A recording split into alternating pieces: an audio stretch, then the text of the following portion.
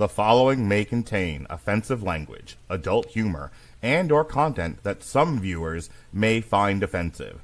The views and opinions expressed by any one speaker does not explicitly or necessarily reflect or represent those of Mark Radulich or W2M Network. Please listen with caution, or don't listen at all. Hooray for Hollywood, where stars are living large, in mansions with their servants and their credit cards in charge, with fame that's fleeting, but the egos never change, where everyone's a genius, except the ones who really arrange. Hooray for Hollywood, where the scandals always sell, where every whispered secret is a new tabloid's tell. Oh, how we adore the endless red carpet galore. Hooray for Hollywood, where less is always more. Hello. Good evening and welcome to Damn You Hollywood. I'm your host, Alexis Hejna. And, well, no, I'm not your host. I'm just the one who presses the buttons because your host over here, he looked at them and said, 3 miles an hour? Are you kidding me? Screw that, Mr. Robert Winfree. In fairness, in the book, it's 4. And I think that's a significantly more brutal pace over the long haul. 3 is about the average walking speed. I have seen so many posts of people saying it's like, did Stephen King actually do research on what 4 miles an hour is? Because I think my hunch is he did, because again, 3 is not all that brutal, all things considered. It's average walking speed, especially for an adult. Mm-hmm. 4, it's just enough to be uncomfortable, and keeping that, ain't that the worst. Yeah. Anyway, if you couldn't tell from that little bit of preamble, tonight on Damn You Hollywood, we are discussing The Long Walk. It has nothing to do with the length of legs. That's the only bad joke I'm going to make, hopefully. Well, where's Zach when you need him? Coming up with other puns related to wood, probably. We love you, Zach. Yes, The Long Walk is based off of a Richard Bachman novel, if we're getting technical. This is one of the few, though, who was published under his pseudonym to... I've heard a couple of different accounts. Some say he was doing it as a kind of a challenge to himself to see if his books would still sell if the word Stephen King wasn't attached to them. And I've heard some say it was to help deal with the fact that a lot of publishers thought that Stephen King was oversaturating the market. There's a couple of things to that. I know that first one, the sort of, okay, am I actually good enough to sell without just my name being attached to it, is one that Stephen King himself has said. It's in the preamble, it's in the preface to at least 2 of his of the Bachman books that have been reprinted. I want to say one of them was The Long Walk. I think the other one was Road Work or Road Rage. Because I know Running Man was also published under Bachman. Yeah, there's 5, and I can never remember the 5th. But there's Rage, which he pulled from publication not long after it was published. And if you've ever read that particular book, you know exactly why. And having read the book, I do understand. Long Walk, Running Man. And again, I can never remember I'm going to look this up because it always bothers me that I can never remember it. Well, you look that up. Long Walk is directed by Francis Lawrence, screenplay by J.T. Molnar, starring Cooper Hoffman, David Johnson, Garrett Waring, Tut Nyott. I forgive me, I don't know how to pronounce his name. Charlie Plummer, Ben Wang, and the always awesome Mark Hamill. All right, Thinner. Oh yeah, Thinner was technically a Bachman book. So yeah, it's Rage, Long Walk, Road Work, Running Man, and Thinner. And then in 2007, in '96 he did one under that pseudonym called The Regulators. And the other one, in 2007 he wrote one under it called Blaze. I haven't read Blaze, actually. Not even familiar with that one. Yeah, so again, the one, so 97 through 84 is kind of, those 5 are kind of just the Bachman books as a general rule. And yeah, the only one, so Roadwork has not yet been adapted. Long Walk, I mean, if you don't mind a brief detour into the production history of this one, because that was published in 79, I think. I was literally just looking at it. Yeah, Long Walk was published in 1979. It was originally optioned like as a film very early on after its publication. In fact, George Romero was in talks to direct one in 1988, which would have been something. Yeah, this is one of those books that got picked up pretty quickly as far as rights, and it has just kind of bounced back and forth between directors and studios and screenwriters. And frankly, it is so easy to see how in lesser hands this would have been a disaster of epic proportions. If you want to know some of the other people attached to this at different points, Frank Darabont was attached to it at one point in the early aughts, which would have been interesting. Darabont has a real good handle on adapting King's material, but... Oh, sure. Didn't Darabont do Green Mile? Yeah, he also did Shawshank. Right. And The Mist. In 2019, Andre Orvidal was attached to direct a version of this. And I really kind of regret not getting to see that. Because if you're not familiar with his work, he's done some of my favorite, like, indie-ish horror movies over the last little bit. Stuff like Troll Hunter, The Autopsy of Jane Doe, and from last year, or 2 years ago, sorry, at this point, The Last Voyage of the Demeter. So that would have been interesting. I thought you guys hated that one. No. It's got issues. Okay. It does, but... Yeah, I didn't get to guest on that review since the dance card was full by the time I got it. I knew about it and wanted to volunteer. If you don't want to go back and re-listen to the review, again, I'm critical of it. I've softened a touch since the original review. I still think the ending is a cop-out. Well, everyone says that about The Mist. No, The Mist, and I prefer the ending of the novella for The Mist, but in fairness, man, Frank Darabont had a brass set of cojones to do that ending. I have come much as that ending like bothers me on some levels, purely personal. I have to respect the artistic integrity of, you know what? Here we go. I'll give you that. All right, well, let's go ahead and talk about why the hell we have 50 boys who volunteered to walk until they get a bullet in their head. Yeah, so this is set in a dystopian future. I'm going to try and save my comparison between this and the novel until after we get through because I do want to do a little compare and contrast there, because that's always interesting when you do an adaptation like this. Anyway. And I haven't read the books, so I'm going to be judging this solely on a craft level. So in the future, a dystopian future, America recovering from some kind of civil war. It doesn't actually say if it's a civil war, if it's a world war, or just, I don't know. It was a war and it didn't go well for us. Well, the reason I think it was a civil war is I feel like they only listed 49 kids instead of 50. I don't know. The Wikipedia says 50, so. It's supposed to be one from each state, but they don't list, the last one they list when the major's up there doing the roll call is 49.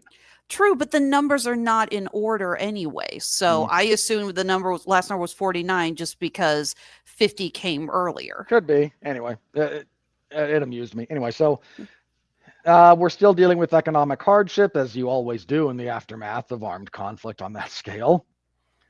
And every year there is the long walk. It starts at one point, and it is one teenage boy from each state who voluntarily enters into a lottery to be picked to do this. You then get on this road and you walk, maintaining a speed of at least 3 miles an hour. If you drop below that, you get a warning. You get 3 warnings. Then the next time you drop below that speed, you get a bullet in the head. Or as they call it, you get your ticket. Yeah. And there is no finish line. You walk until there is one of you left, and you win a fabulous amount of wealth and one nebulous wish. Yeah, Calypso called. He's suing for intellectual theft. Yeah. Sorry, we just reviewed Twisted Metal Season 2, okay? The joke was there. I understand. I understand. So this is where we open with following the character of Ray, who is our POV character for most of this. He's dropped off, and he is the home state walker this year. It's a little unclear. Here's my only comment. The book, it is expressly stated this starts at the top of Maine. Because it's Stephen King. And you walk down the eastern seaboard of the United States. Yeah, I think Route 1 is the road. The rough analog, yeah. Yeah. And again, there is no end point. You walk until there's one of you left, and you don't stop. You don't get to stop to sleep. You don't get to stop to eat. Water and rations are provided. Water is available. I'm kind of sad they didn't do anything with this point, but from the book, water is available whenever you need it. Food rations are only distributed at set intervals. Anyway, and so Ray shows up and he meets the other kids, and this is where we get to meet, again, the other characters we'll kind of be following. There is Stebbins, the somewhat enigmatic character. There's our jackass, Barkovich. Sorry, close enough. Yeah, I know. There's a lot of last names and a handful of characters here that we know only by their last names. So I just want to make sure we know exactly which characters we're talking about. I don't want any confusion. No, that's right. So Barkovich, who is made less of a douchebag in this, actually. And some of the other guys that he kind of latches onto as a friend group. You have McVrees, right? The way they pronounce it is, because every time I've read it, I don't have dyslexia most of the time, but I kind of transpose a couple of those, so I pronounce it in my head differently than McVrees. You can call him Peter. Peter and Garrity or Ray are the only ones that we really get to know by their first name. As a general rule. We also get the rest of their group. We have Hank, who studied real hard to figure out the optimum way to attack the long walk, and the guy from Baton Rouge, whose name I can't remember. That was Arthur Baker, wasn't it? Yeah, Arthur. Yeah. Oh, and Collie Parker, the stoic Native American. Yeah. There's other kids. There's one who wants to write a book. There's other people that kind of come in and out, but these are kind of the main ones we're going to follow. Yeah. It's like there's a difference between character, red shirt, and cannon fodder. Yeah. And we get some red shirts here that aren't strictly cannon fodder that we get to know a little bit. So their deaths are supposed to hurt a little bit more. And again, we start walking, and they walk, and not too far into it, a young kid, probably, they intimate he's 16. Although it's clear you're supposed to be 18 to enter this. Which is a modern change to this story that I really don't care for, but I'll yell about that later if I feel so inclined. One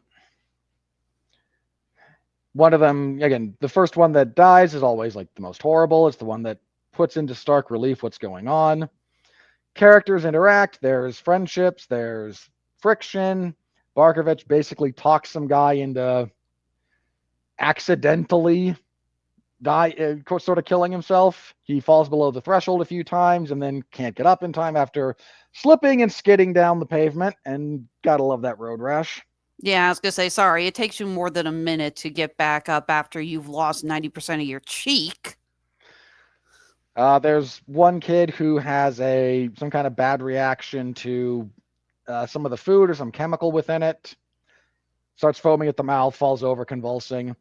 One gets a real bad case of the runs, and boy, is that the wrong time for that to happen. Because, no bathroom breaks. If you stop, you get a warning. Pretty simple. That's another rule point. If you walk for an hour without a warning drops off. So the danger cycle it cycles. It's not a strict 3 and you're out no matter what. So, and there's a big hill, because of course there is. And a lot of the good parts of this movie are in the dynamics of character writing and the interactions between them.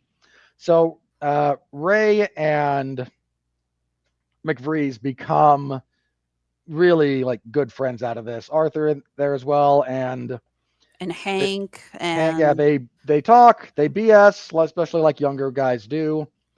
They make friends, they lament their situation. They all talk about like, well, why are you here? Well, who doesn't want to, money and some kind of big wish. So they talk about like, what are you going to use your wish for? And Arthur wants to go to the moon. You know what? God bless. And Hank wants 10 naked ladies. Which everyone roundly mocks him for, because if you've got all the money in the world, then you shouldn't have to use your wish on that. And it kind of comes out that Ray is going to use his wish to get a gun and shoot Mark Hamill in the face. And it's explained that that's because his father was a political dissident. And eventually he was squatted and he was shot in the head in the street in front of his wife and younger Ray, even though it's the same actor, so it's the same age Ray. Yeah, we briefly get Fahrenheit 451 in this. A little bit. Just a touch. Stebbins reveals that he is an illegitimate child of the Major. And he's like, you know what? I just want that son of a to acknowledge me. Acknowledge that I am his flesh and blood. And again, they all start dropping off, some more brutally than others. Parker decides to charge at the guards who are around them. That goes badly. One poor guy gets his legs run over. He tries to get over towards one of the half-track tanks that are like walking alongside them. He gets his legs run over. And that's unfortunate. And we have Hank, who basically mentally snaps. Hank, who just loses it. The mind and body go. And unfortunately, he doesn't get his ticket punched in the head. They shoot him in the gut as a warning to the others. Because if you don't pull this shit.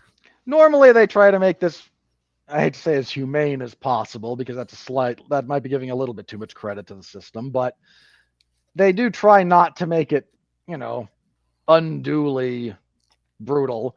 But if you decide that I'm going to charge the guards who are making sure that everything goes along, then as a warning to prevent everyone else from having one last kamikaze rush, you don't get to go quick. Excuse me. So we see a handful of them. The Major talks about this before they start a lot. It says you can't walk forever. Eventually your heart goes, your brains go, your legs go. Something will eventually just stop. We have one of the characters, Baker, who starts suffering an internal hemorrhage and bleeding profusely from the nose. And he knows he's not going to last long. You have Stebbins, who, what was like, first haven't been sick in 10 years, and he gets, I think in the book it's pneumonia. That's kind of what comes along here too. Like he says, I can feel my lungs starting to get messed up. Yeah, credit to the makeup department, because he's got the huge bags under his eyes and his face is covered in snot dripping down from his nose, and just these kids look like they have been put through holy hell. Some of them. It's one of my gripes with this movie, actually, but it comes down to just Ray and McVries. Or McVries, excuse me. Again, that's kind of how I want to pronounce it. Like I say, you can call him Peter. Yeah. So Ray and Peter, they're just so sad because they lost Egon. Oh, and there was Barkovich, who commits suicide, but only after he gets the others to admit that they don't hold him in anger for what happened to the other kid. Yeah. It comes down to just the two best friends. And they walk, and Peter tries to just sit down. Like, you know what? I'm tired. I said earlier, when I get tired enough and I get done, I'm just going to sit down. I'm going to go peacefully. And he tries that, and Ray talks him out of it, only for Ray to then sit down. And Ray dies. And he does this because, in his own sort of expression of things, I can no longer see the positive in continuing, and I know you can, Peter. So you go on, use your wish for good, try to make this world a better place. And Peter then lives out Ray's wish, gets a gun, shoots Mark Hamill in the face, and walks off into the night. And that's it. That's the movie. So again, like, trying to discuss the intricacies of the plot here falls a little bit apart because all of it is about the character interactions. It's one of the reasons the book works as well as it does, because character is maybe one of the strongest things that Stephen King does as a novelist. And the way the characters interact, the way they play off of each other, that's the good stuff here. That's what really drives everything. Because again, if it's just the plot, I can sit here and say they start walking, then here's the order in which all the other kids die, and it's just not super engaging. But yeah, that's the movie. So again, as a matter of disclosure, I have read the book. It wasn't the first Stephen King thing I ever read. It was near the early days of my reading his stuff. So I have a degree of baggage that comes with this one that I'm going to do my level best to avoid for at least the first part here of the review, because I think much like any adaptation, before you do a lot of compare and contrast, it deserves to be taken on its own terms. So Alexis, let's start this thing off. You said before when we were like giving a brief preview of our thoughts to each other, you really enjoyed this. Didn't just enjoy it. This film is going absolutely on my top 10 for 2025. Not gonna lie, actually, I am thrilled because I remember 2024 was a case of, oh dear God, I gotta find more movies that I like. That's largely my experience with this, no matter what, is trying to fill out the last spots. But 2025 is filling up fast. We're getting some really good movies this year. And Long Walk is definitely one of them. And you're absolutely right. A lot of this falls down onto the chemistry and the interaction of these characters. And these actors are so good. You have Cooper Hoffman as Ray Garrity, Philip Seymour Hoffman's son. I did not know that until afterwards. Kind of looks like him. A little bit. You have David Johnson as Peter, who we saw in Alien Romulus, and I know a lot of people, whether you like a much better outing for him than that. True, but I will say I would argue he was probably the best character and the best actor in Alien Romulus. He just also had the unfortunate duty of being tasked with some of the worst lines. Yeah, I'll give you that. Yeah, sorry. Whoever had to try and recreate "Get Away from Her," you bitch. Like, yeah, we made fun of that in the review. We're just like, no. There's no saving that. No. All of these kids were phenomenal, and I really hope we get to see them in a lot more projects. There was none of them that I walked away going, it's like, oh God, somebody clearly, had a casting favor, got a favor paid to them. Garrett Waring as Stebbins, Charlie Plummer as Barkovich, Ben Wang as Olsen. Ben Wang, has the new Karate Kid film come out yet? Or oh yeah, we saw it. Okay, I couldn't remember if they came out yet or not. He's once again, much better here than he was in that, but that's a structural thing. That's not entirely on him as an actor. Fair enough. Mark Hamill, who we've seen, it's always funny when you talk about Mark Hamill because you're either going to immediately say Luke Skywalker or you're going to say the Joker.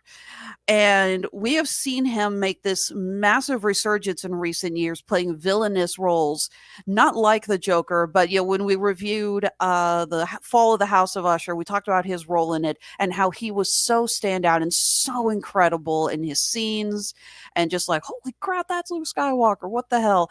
And here, the Major is so terrifying, so intimidating. Credit to the cinematography and the production that you never actually see his eyes. Even when he's shooting from the side, you never see the Major's eyes, only the glasses. It gives an almost otherworldly, non-human feel to this character, which is what you want. You don't want to have any kind of sympathy for the Major whatsoever. He is supposed to just be not even a person. He's a force. You have Judy Greer playing Ray's mother, and holy crap, the girl gets 3 scenes, and I think this may be the best acting of her career. It's up there. I would definitely say it's up there. Yeah, the scene of her trying to convince Ray to come back with her. I'm watching it. It's like, okay, I know you mostly from rom-coms when you were younger, like Jawbreaker and all this, and I'm just like, wow, why haven't you gotten a decent lead role yet? You clearly have the skills, honey. She's always playing a supporting character. I have never seen her in a lead. I think her work in the first 2 of the most recent Halloween trilogy, because she's in those 2 movies, didn't do her a ton of favors. Not because she's bad, but because, boy, is that character annoying. Fair enough. I haven't actually seen those. I am content with just sitting back with the original first few Halloween movies and pretending everything else doesn't exist. That's a perfectly valid way to go about that. And yeah, not 9/10 of this movie is just the characters walking and talking. They Aaron shot Sorkin this. would have had a field day with this. Who would have? Aaron Sorkin. Of course, the dialogue would have been a lot worse. Oh shit! Hang on.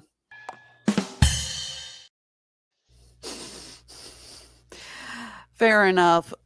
And like I said before, you could see easily how in the hands of less talented directors and writers and less talented actors, this would have been a disaster. You feel the weight of these characters as they walk, and you really feel it. I was watching with a friend of mine. They only say, like, there's a tracker on the bottom that shows up every now and then. It says like mile 5, mile 10, Yeah. mile 20. And he was actually doing the math. It says like, oh, say, my 3 miles. They've been walking for so and so long. And you feel it with these characters. Apparently, this movie was also shot in chronological order, which was a very smart choice. It really helps build the bonds with the actors, which you see. I did read a lot of funny articles, though, that apparently a lot of the kid actors refused to talk with Mark Hamill during the shoot. Good. Because they wanted to stay in character, and they wanted to continue to think of him as this terrible polarizing figure. But after the shoot was done, Hamill was hanging out with all of them, and they were just saying how much they loved him and how funny and nice he was, and all these stories and everything. And it just kind of makes me laugh to think about that. But yeah, this movie really impressed me. I absolutely loved it. I'm actually going to go see it again because I saw it with a friend of mine in a matinee, and I came home and I told my husband, I was like, oh my God, this is such a good movie. And he is normally the one who says, oh, I'll see it when it comes out on streaming. He actually said, okay, do you want to go see it again? Let's go see it in theater. So I'm probably going to go see it either Thursday or Friday.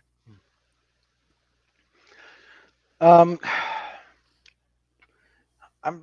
been trying to figure out, like, again, trying to separate some of my issues with this movie from like what I think an adaptation of it should have looked like.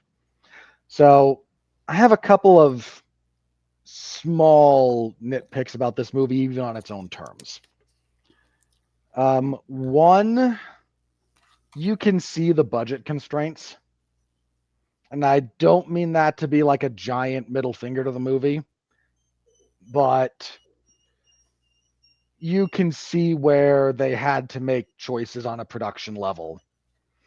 It's one of the reasons that, like, oh, why are there no crowds? So you write something into it about, well, the major doesn't want them until about the finish line, which is some nebulous point way far out in the future. But that's more of a convenience because they don't have the time or the budget to do big crowd shots. See, I was personally fine with that. I thought about how The Long Walk, if this was something that got put on Fox nowadays, how there would be tons of crowds, how there would be influencers walking alongside them and filming the whole thing for their TikToks, how there would just be tons of crap like that. And frankly, I feel it would have pulled away from the personal journey of these characters. Well, again, you're going to get me into more like how I would have done it. So I'll ahead. get back to that in a second because I think there's ways to handle that. Consequently, though, the landscape becomes a bit too repetitive for my taste.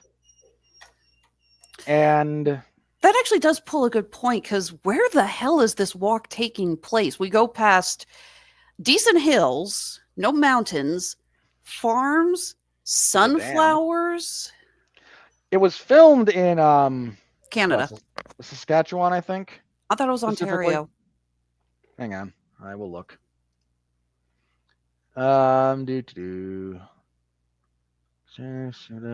Winnipeg, actually. Winnipeg. Can you tell we know nothing about Canada? Where the hell are David and Andrew when we need them? I know a little about it. But the lack of geography within its own world, I think, is a problem. The only thing we get is, well, you're the home state walker, which, I mean, do we move this every year? Is it start in a different state? Is it always the same route? Like, there's some of that in like the world building and our ability to like gain a sense of place and perspective is a little bit screwy. There is a habit that this director has that needs to be acknowledged. He does a lot of, I hate to phrase it this way because it sounds negative, but he does a lot of shooting for the trailer. So there's a lot of shots that don't add a whole lot to the film, but you can tell are there so they can be cut into the trailer to kind of give a sense of atmosphere. Not as bad as Michael Bay. No, oh God, no. But I mean, there's a couple of shots here like, oh boy, there's a, crow tied up in a barbed wire fence that's spread out and looks weird. Like, why? Well, because it'll look good in the trailer. Like, that's literally why it's there. And that's a thing that, again, this guy kind of does a fair bit. And having suffered through his most recent Hunger Games movie, I don't feel bad saying that either. So there's a few of his limitations that show up. Thankfully, they're kind of masked by the strength of the acting more than anything else. And again, a pretty good cinematographer, right? I think, again, if there's another like negative that goes into some of the framing here, the choice to use like older style vehicles, I mean like 50s style cars and whatnot. Oh, you didn't like the scene of Christine set on fire? Okay, sure, I popped for that. But, I was going to say, tell me you caught that. You're the biggest Stephen King fan I know. I'm up there. Yeah, so again, it's not that there's nothing good about that, but it's trying too hard to express a like timeless decay. And I get not wanting your thing to be dated. I do. But again, there's a little bit like trying too hard with that from a production, from like a design standpoint and aesthetic choices. So there's that. The kills are sufficiently brutal. Some of them are, again, are haunting in the best ways. I think if I had one other gripe, you mentioned earlier, like Stebbins, by the time he checks out, looks like he's been through hell. Yeah, and you have, oh my God, like I said, there's so many characters. Baker, who is bleeding profusely from the nose for like at least half a day. I think my other, again, like my sort of gripe, I didn't get the physical wear down sense from the two leads the way I wanted to, especially in the final stretch. And look, some of this is just me. I get it, but by that point, Ray's been walking in just socks for like a day and a half. I was expecting at least one shot of bloody footprints. Something. And Peter doesn't look that bad. Again, it's a kind of failure of production design that he doesn't look like he's been through what his characters has been through by that point. So again, it's a gripe, but it's, that's me taking this movie as it is. He needed to look a lot more worn down. I mean, frankly, Ray could have looked a lot more worn down too by the end of it. I would say we do get a handful of ones that really do show the wear and tear. The poor kid who's writing the book, whose ankle, I don't know if it's broken or twisted or what the hell happened. It starts with like it would be like a grade 3 sprain, which is a small fracture, when he's trying to keep pace going up the hill. Mm-hmm. And then, by the end of it, it's all crooked. And no help in that. And now I will say that I can tell that they didn't want to overdo it with the blood and gore. The first kill, the 16-year-old, who you do feel for, because again, he's screaming it's not fair, and it's not. This kid is, was ready to go. He was raring to do this, and then a Charlie horse appears and unfairly takes him out. And we get a pretty gruesome death for him.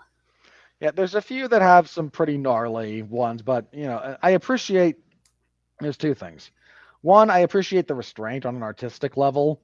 Mm-hmm. Two, I do think a lot of that is, again, budgetary constraints. So what we do get a lot is stuff that is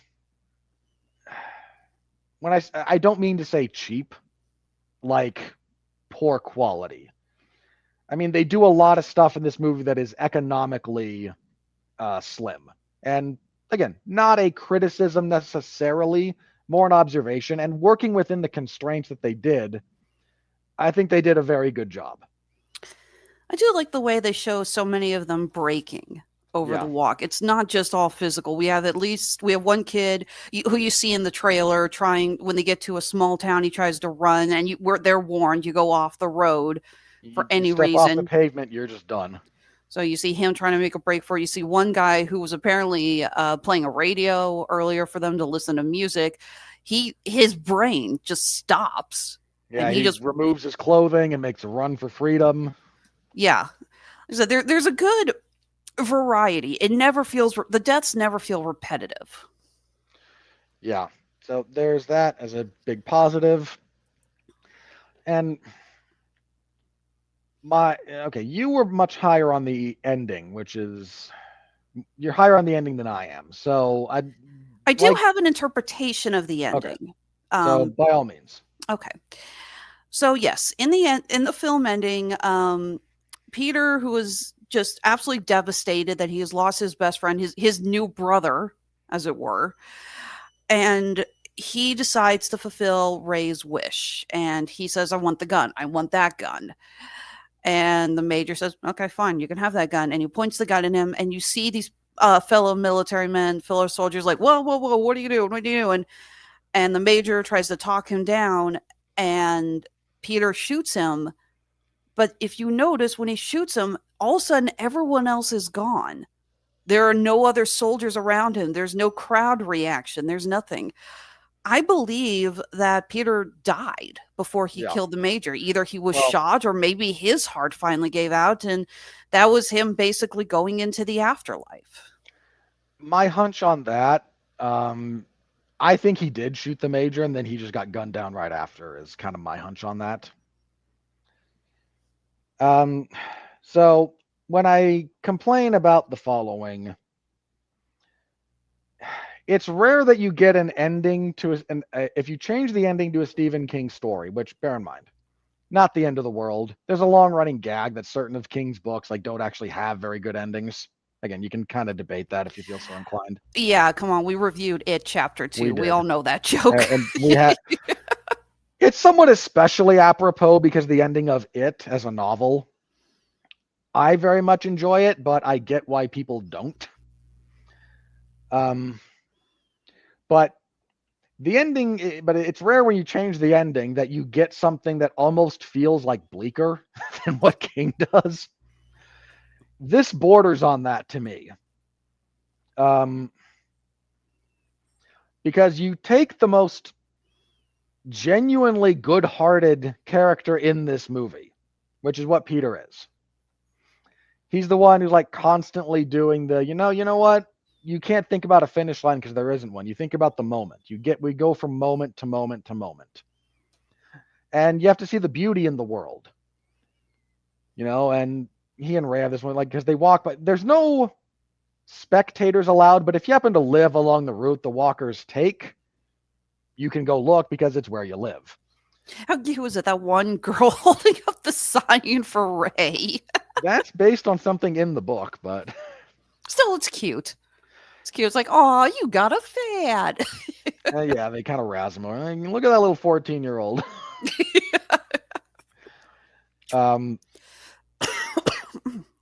But so there's a family that's out there just kind of watching them walk by, and Ray, they're only out here to watch in hopes of watching one of us die. It's like going to a NASCAR race. It's like, okay, how many of you are here to watch a car go kablooey? And I could make a joke there, but I'm not going to. Too easy, I know, but I couldn't resist. No, it's fine. That joke would not be at your expense, but you make Dale Sr. jokes, and everyone in NASCAR gets mad at you. Many years on, people still, that's a raw nerve for some people still. Sorry, I'm not a NASCAR fan. I mostly was just quoting a line from a Family Guy episode where Peter takes Brian to a demolition derby. He says, see, people go to NASCAR races to see car crashes. Well, this is all car crashes. Yeah. Or the Simpsons episode where Lenny gets hit by a flying tire at a race and goes, I'm okay, folks. Everyone goes, oh. Yes. But anyway, so Ray's like, look at those sick people. They're out here to watch one of us die. And Peter responds like, you're looking at it wrong, man. Look at them. That's a family. They're out here still trying to make things work. Life sucks, but they're here. They're together. They love each other. Like, come on. It's how you see it. You will find what you look for when it comes to this kind of thing. So they go back and forth like that a lot.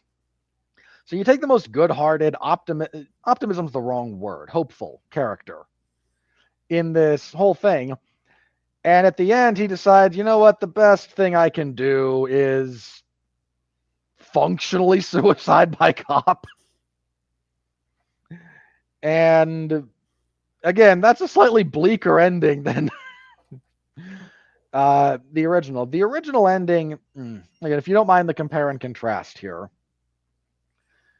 they combine a few different characters. Hank isn't the one that's married. It's a different character that on the walk that's married in the book.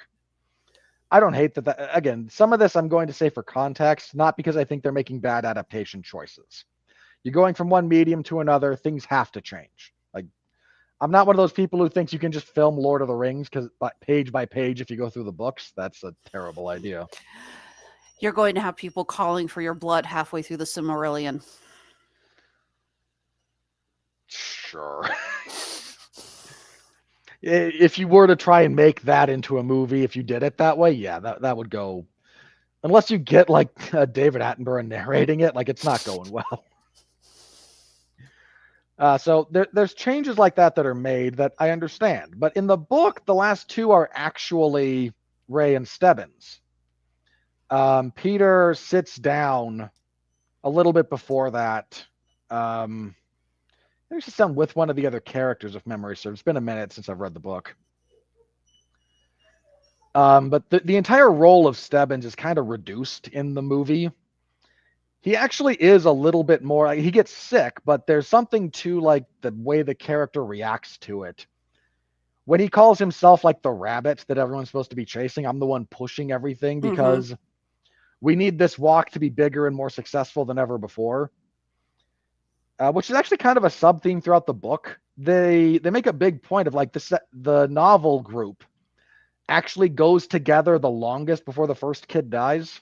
They actually make a point of saying it like this is the longest stretch. This is the most successful starting group in the history of the walk. So yay. It's like the quarter quell in the Hunger Games kind of a little bit, yeah. But Stebbins is almost like this. He's almost inhuman. Again, he is clearly being affected by the illness that's taking him. But anytime Ray goes and talks to him, which is more than once, like you only get a few different instances in the movie where you hear like Stebbins talk and his point of view. He does a lot more of that. He is a real kind of like ghost at the back of the pack. He spends most of his time at the back as the thing pushing them. Like you can't go slower than him. He's always back there. He is, again, almost like a force of nature unto himself. So the fact that it comes down to this force and Ray, who is his motivation for joining the walk at all is not known to him in the novel. His father is still squatted, the way they call it in the novel, but his goal in the book is not to kill the Major. He flirts with that idea as the novel goes on, like, boy, look at that son of a... I might want you dead by the end of this. I'm kind of surprised that's never happened before. You have so many scenes of them calling out the Major for being an asshole. It's like, fuck the Major, fuck the long walk, which after a while, yeah, anyone's going to get behind on that idea. And you have a scene of them walking on the bridge and the Major's like, you should be proud of yourself. You boys got the cojones. And they're like, oh, will you shut up? Yeah, there's a little bit more of that in different places. So you've changed Ray a little bit as far as his motivation goes, but for a movie, you can't do a character discovering their own motivation for something like this. It's really, really hard. it's not impossible to do, but you got to be really good, have a really good actor, have a really good script, and have a really good director. And I say this with respect to what we have. The fact that everyone kind of maybe realized that limitation going in, like we're not here, so let's tweak it. I understand. Well, you can't have a character's inner turmoil unless you're going to have narration or some kind of abstract Norman normal style, what goes Yeah. on in the brain sort of a thing. I didn't know if you got that reference or not. A little bit. So yeah, like I said, that's the kind of thing that you can't really make work. Again, it's really hard. So I understand the shift. I do. I'm not making a giant complaint in that respect. But the book ends with, again, Ray and Stebbins, and Ray haggard, worn down, Stebbins like half dead from pneumonia. But again, in the pro wrestling parlance, he's not selling it. Like Stebbins is not selling the fact that he's dying. And Ray is about ready to be done. And then he catches up to Stebbins to tell him, like, I'm done, man. Congratulations, you win. And when he gets up there and he like grabs Stebbins to like, hey, Stebbins like looks at him and he realizes that he's dead. Like the pneumonia and whatnot has claimed him, and he's actually like half still walking while dead. So Ray wins. But throughout the last little bit of the book, he started seeing ahead of them this like shadowy figure that's like, come on, keep walking. It's sort of like what Flag. It's not Flag, but you know. You can't get me with that guy. I know what happens. Sorry, someone else made that joke and I just had to bite. I know what happens to Walter O'Dim. You got to be careful with that. Yeah, like I said, I just love pushing you with various King references. Well, look, man, he dies real bad. I know how he dies, and it's actually it's gruesome, but it's also unsatisfying, which is a weird combination to pull off with that character, but that's where we got to with the Dark Tower. Anyway, he starts seeing that character in the distance throughout the last little bit of the book. And now at the end, he's won. Like, Stebbins is gone. And he sees that guy out there in front of him still, and he can't discern reality anymore. So he's like, oh, I've still got to walk that guy down. And at the end of this, you know, he's been walking forever. They actually walk into Massachusetts by the end of that. Like, they go for a long way. He starts running after that shadowy figure that he can't see, and that's where the novel ends. And for a deep character study, I actually think that works a lot better. For this one, again, I'm torn because I know that I would have done this a little differently, personally, believe it or not. If you want to do that, you know, Peter winds up succumbing to the fact that the world is a terrible place and the best thing I can do is just enact more violence on it. I would have had him still die the same way as he does in the book, where he just sits down. Like, he gives Ray his blessing and sits. And then you still get that end between or if you want to kill Stebbins earlier, you still have that be the way that Peter ends. He tells Ray, like, you know what, at this point, I think you're right. I hope that I'm right, not you, but I think you are. And I'm tired, and I don't want to walk you down because you're my friend, and I can't do that to you, so I'm going to sit. And then you still have Ray go through with his ending, because at that point, like, he's now lost even more. And again, it gets a little muddled the way they choose to do this. But there's a lot about this book that tackling it into an adaptation, it's not a mistake that it took this book from the 1980s. It's almost as old as I am. To be made into a movie. Like, this is not an easy thing to have cracked, adapting from novel format into screen format. And in fairness to this movie, well, again, I have some of my issues with it, and I have some of my issues as an adaptation of a book that I really like. It's hard to have done this a whole lot better. And frankly, Well, this is not the screenwriter I would have picked to adapt it at all. I have my shots at the director because he's directed some movies that I really struggle with. No, This you're guy did like Water. you're just not a Hunger Games fan. I didn't like Water for Elephants either because add this guy to the list of people who doesn't know how to use Christoph Waltz properly.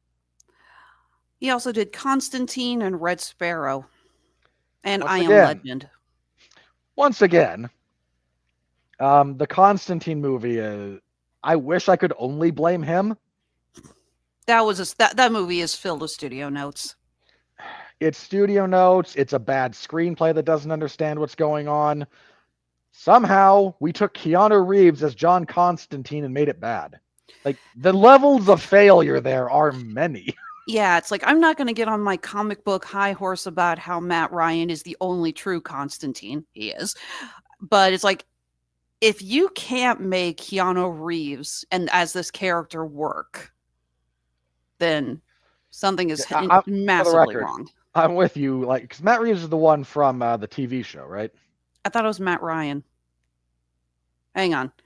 Double check that. The guy from the NBC show or ABC. Yeah. John Constantine. He was great. Abilities, publication history. Yeah, I was supposed to. That was the big joke when they cast Keanu Reeves because they were like, because even people who hadn't read the book, they were like, well, he's supposed to look like frickin' Sting. Yeah. So okay, and be British. Yeah, weakness, analogs, real life, reception and legacy. Should be an adaptation tag. Matt Ryan, I was right. It's Matt Ryan in the Arrowverse. Well, we just pretend it's not connected because nuts to the Arrowverse where I sit. But again, this is a director, and I Am Legend.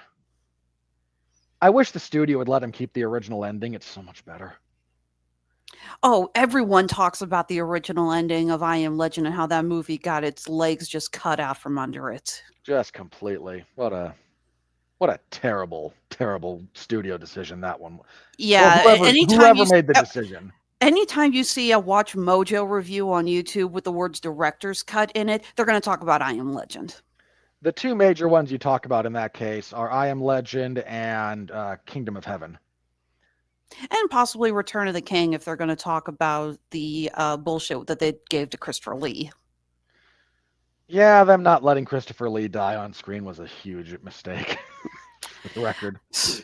Well, anyway. The ending, I also was wondering about something because I know in the book very few characters are described with their race. And and if I remember correctly, Peter was not designated as a black character in the book.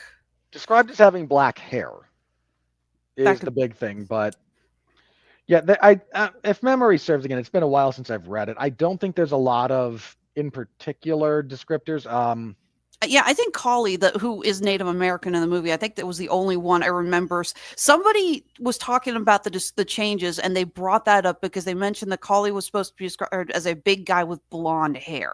Yeah. So they said that stood out to them. Barkowitz is described as dark. And now he's, Nicholas Holtz from like 15 years ago, and told be a hillbilly from Appalachia somewhere. Well, I wonder if part of the reason the ending was also changed is that once they decided to go with David Johnson in the role as Peter, it unfortunately opened up the possibility for negative reviews on the magical Negro trope. Now, this is a term that was popularized in 2001 by director Spike Lee. This is a concept that we've actually seen sorry about the background, in a lot of Stephen King stories. The supportive, integral black character who becomes the backbone and the spark of hope, the spark of joy for our main character. This is what we saw in the Shawshank Redemption. I mean, that Morgan Freeman has basically made a living out of that trope. As a minor note, Red is not black in the book. I know. No, that's for everybody. Okay, you got the Green Mile. You have the Cook in The Shining. Other films like Legend of Bagger Vance and stuff. So this is something that has really gotten a lot of negative criticism. Well, negative criticism usually is negative, just a lot of negative feedback over the years.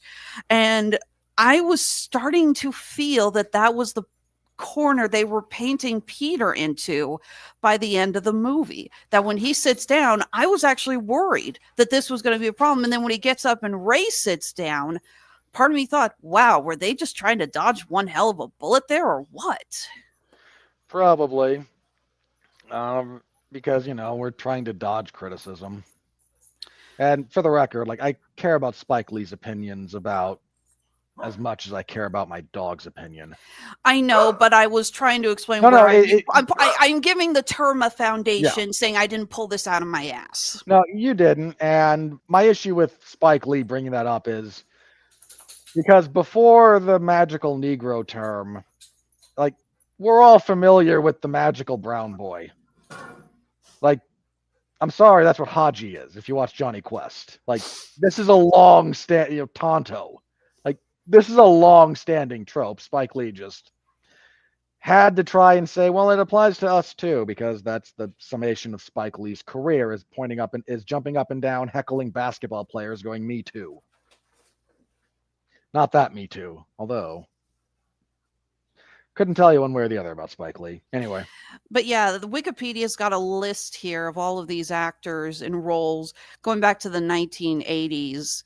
Got, let's see here. Yes, Scatman Carruthers, Mr. Bloom in The Twilight Zone, the movie. Oda Mae Brown in Ghost. Morgan Freeman as Eames in Robin Hood, Prince of Thieves. Yeah, that one, I wouldn't include that one because he's not magical. He's just...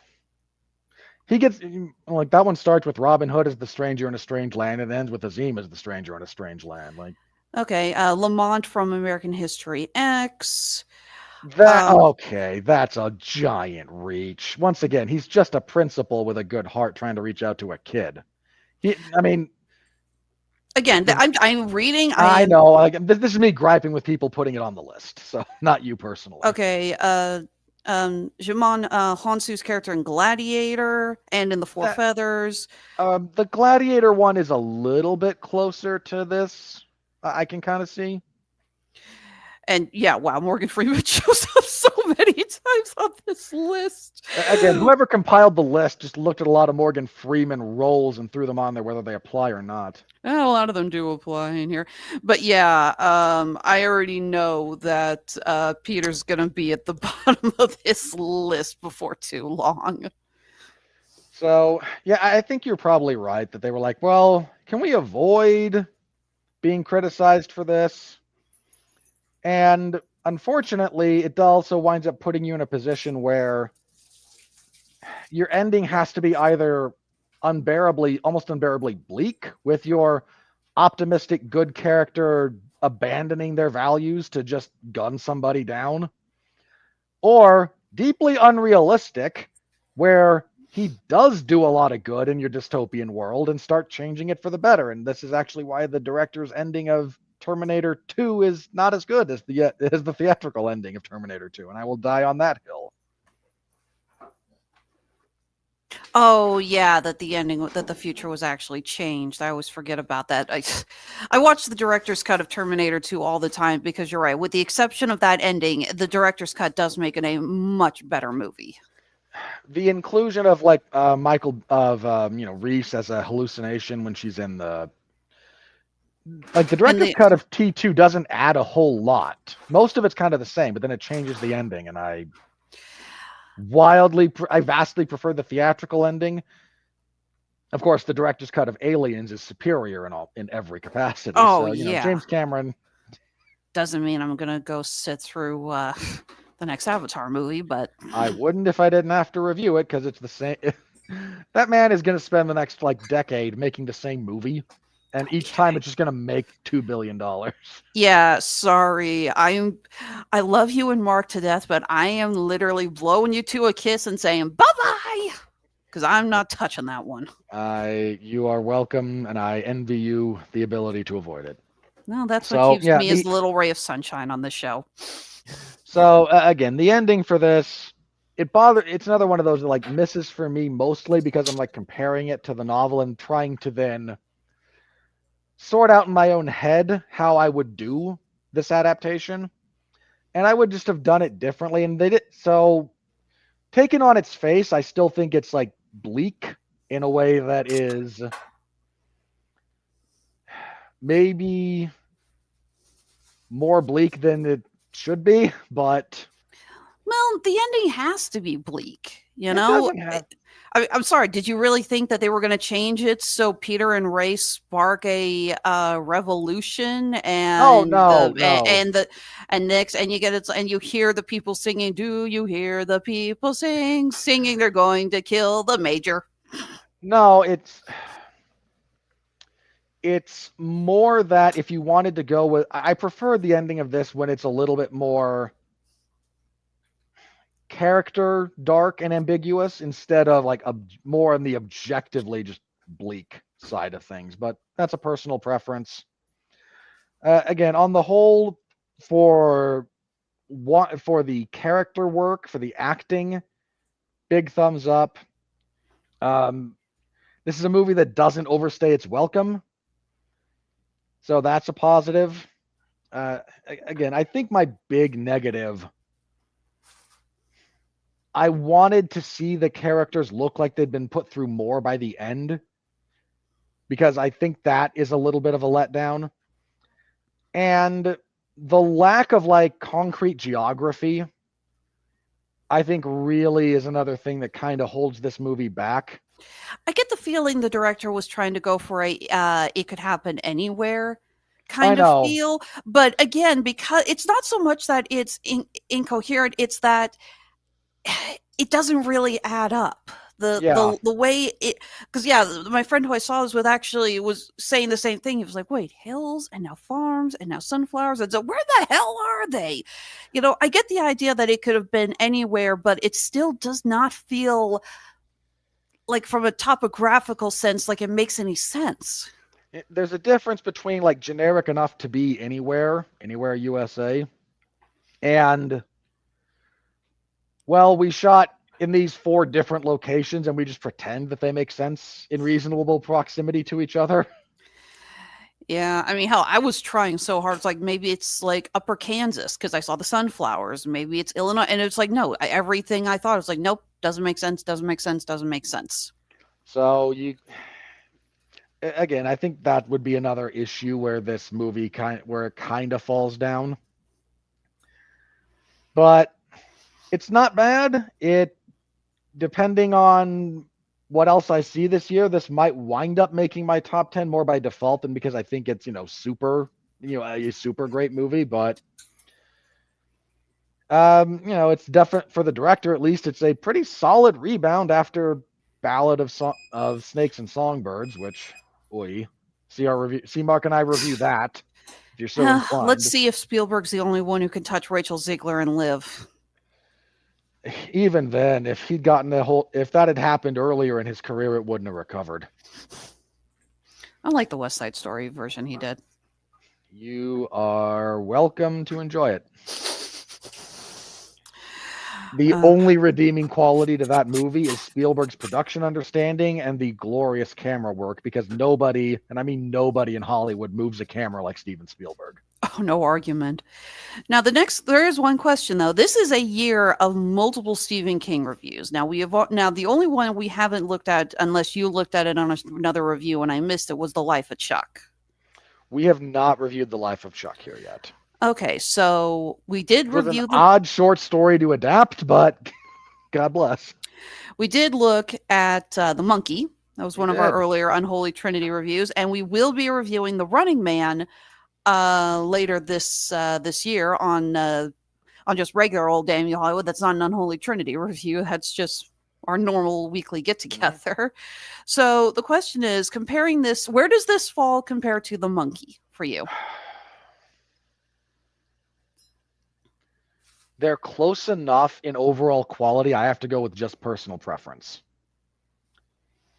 And I prefer The Monkey. I rewatched The Monkey not too long ago, and I have never been quite as like delightfully horrified as I have been rewatching that. That movie does get better when you know the deaths are coming. The like there's some that are still just horrifying, but the number of them that get the Looney Tunes style laugh by the end of it is shockingly high. And I just gravitate a little bit more towards that than towards what this movie wound up doing. I would argue The Long Walk is better, but I think The Monkey has a better rewatch value. We went ahead and bought The Monkey on Amazon, and I've rewatched it a couple times, and I love it, and it makes me laugh every single time because I'm a sick, twisted individual. And But there's nothing funny. There's almost nothing funnier than Elijah Wood trying to get into a fist fight. then in the line, I didn't know there were cobras in Maine. Well, there was the one. Which again, the fact that one is actually that way that character dies is actually taken from another Stephen King short story. But which is his play on the character that's dead but not dead. Is someone on a golf course who gets bit by a Peruvian boomslang. oh dear God. And it's all told from that character's point of view as he's on the autopsy table waiting to get torn open, but he's not dead because Shit, wasn't that the snake that they also used in Bullet Train? might have been. He just took the word boom because there is a boomslang snake and he just liked the way it sounded. So he See, I didn't know Boomslang was a real snake. I thought that is. was a mythical creature that J.K. Rowling made up at first. And then I was like, wait, somebody actually named a real animal Boomslang? Yeah, someone did. And yeah, they eventually do realize that character's not dead. It's kind of his play on a Twilight Zone episode where they realize the character's not dead because he starts crying before they cut into him. Yes. Because Stephen King is Stephen King, that's not what lets them know that the character's not dead. I'm not going to say it if you want to read it. It's hilarious. Yeah, no extra spoilers on this review. Like I said, But anyway, I think actually both films are going to go in my top 10. Decent chance, and let's be fair, Edgar Wright tackling The Running Man is probably going to be the best of that group. I am so excited for that. I am like crazy excited for that video. If you haven't read The Running Man before seeing that movie, I would encourage you to do so. A lot of people only know it from the Arnold movie. I have no nostalgia for that film. I know people do, and I am not here to crap on it. I am just here to say that movie bears almost no resemblance to the story. Well, yeah, because they were going to, and then they cast Arnold, and they were like, okay, who are we kidding? This is no longer a Stephen King film. This is an Arnold movie. And the fact that The Running Man ends, I don't know if they're going to go. Look, the book is like as old as I am, right? So I don't feel bad about spoiling the book. I don't know if they're going to go with that ending for the movie. They might not. But the fact that the book ends with Ben Richards literally pulling a 9/11, I'm not kidding. He flies a private plane into the building headquarters for the network. That's how it ends. Back in 19 something, Stephen King predicting. We'll just have to wait and see. Still excited. Still can't wait to see the movie. Again, they might go with that ending. They're in the trailer. They show scenes from the fight on the plane that happens. So it's possible. It's Edgar Wright. He also might do something completely different because he might. But Edgar Wright, I think, is the right director for that project. Oh yeah, absolutely. And Josh Brolin as the network executive. I mean, that man's having a nice little like post-Thanos run. Mm-hmm. Reminding people that he's actually a good actor. He's been in like 4 things this year. I mean, we reviewed him in Weapons, where he's like in a movie full of good performances. I think he's probably the standout, all things considered. Probably. If it's not the kid, it's him. Mm-hmm. Definitely. Glenn Powell getting another close-up that I'm feeling iffy about, but we'll see. Yeah, I'm dealing with all the fanboys who are pissed that he hasn't been cast as Booster Gold, but what are you going to do? Look, man, if they weren't going to do Nathan Fillion 15 years ago when he would have been the right choice, they're never going to cast that role appropriately. Hey, I commented on the chat. I was like, look, I don't care who they cast as Booster Gold as long as I get my bromance between Booster Gold and Blue Beetle. You do that right, I have no reason to complain. Can't now because the guy they cast as Blue Beetle isn't any good. Well, no, not the new Blue Beetle. Not Jaime Reyes, Ted Cord. Yeah, but you can't have two Blue Beetles, and there is a Blue Beetle now. Look, it's James Gunn. He's going to do whatever he's going to do until he gets fired. Aw, someone's still grumbling because he didn't like Superman. No, like this is actually... Look, I give James Gunn credit on the business side of things. When he saw that Superman wasn't going to do what they needed it to do to be really profitable, he really rushed to get the next thing started. Like, okay, before you realize this might go sideways, look, I've got two other things going. You can't fire me in the middle of a project. It's in my contract. It's not in his contract, but you know. Okay, well, you know, we've been talking Hang for... on. Not a shot at Gunn, but the amount of Hollywood projects that operate on like elementary schoolyard logic is shocking when you think about it. I'm in the safe square. It's like Calvin Ball out there, I swear. Now that I got my Calvin and Hobbes reference out of the way, let's move on to the money. Sounds good to me. Where the hell is the button on this thing? I can never remember how these are put. Seriously, there it is. We're in the money. We're in the money.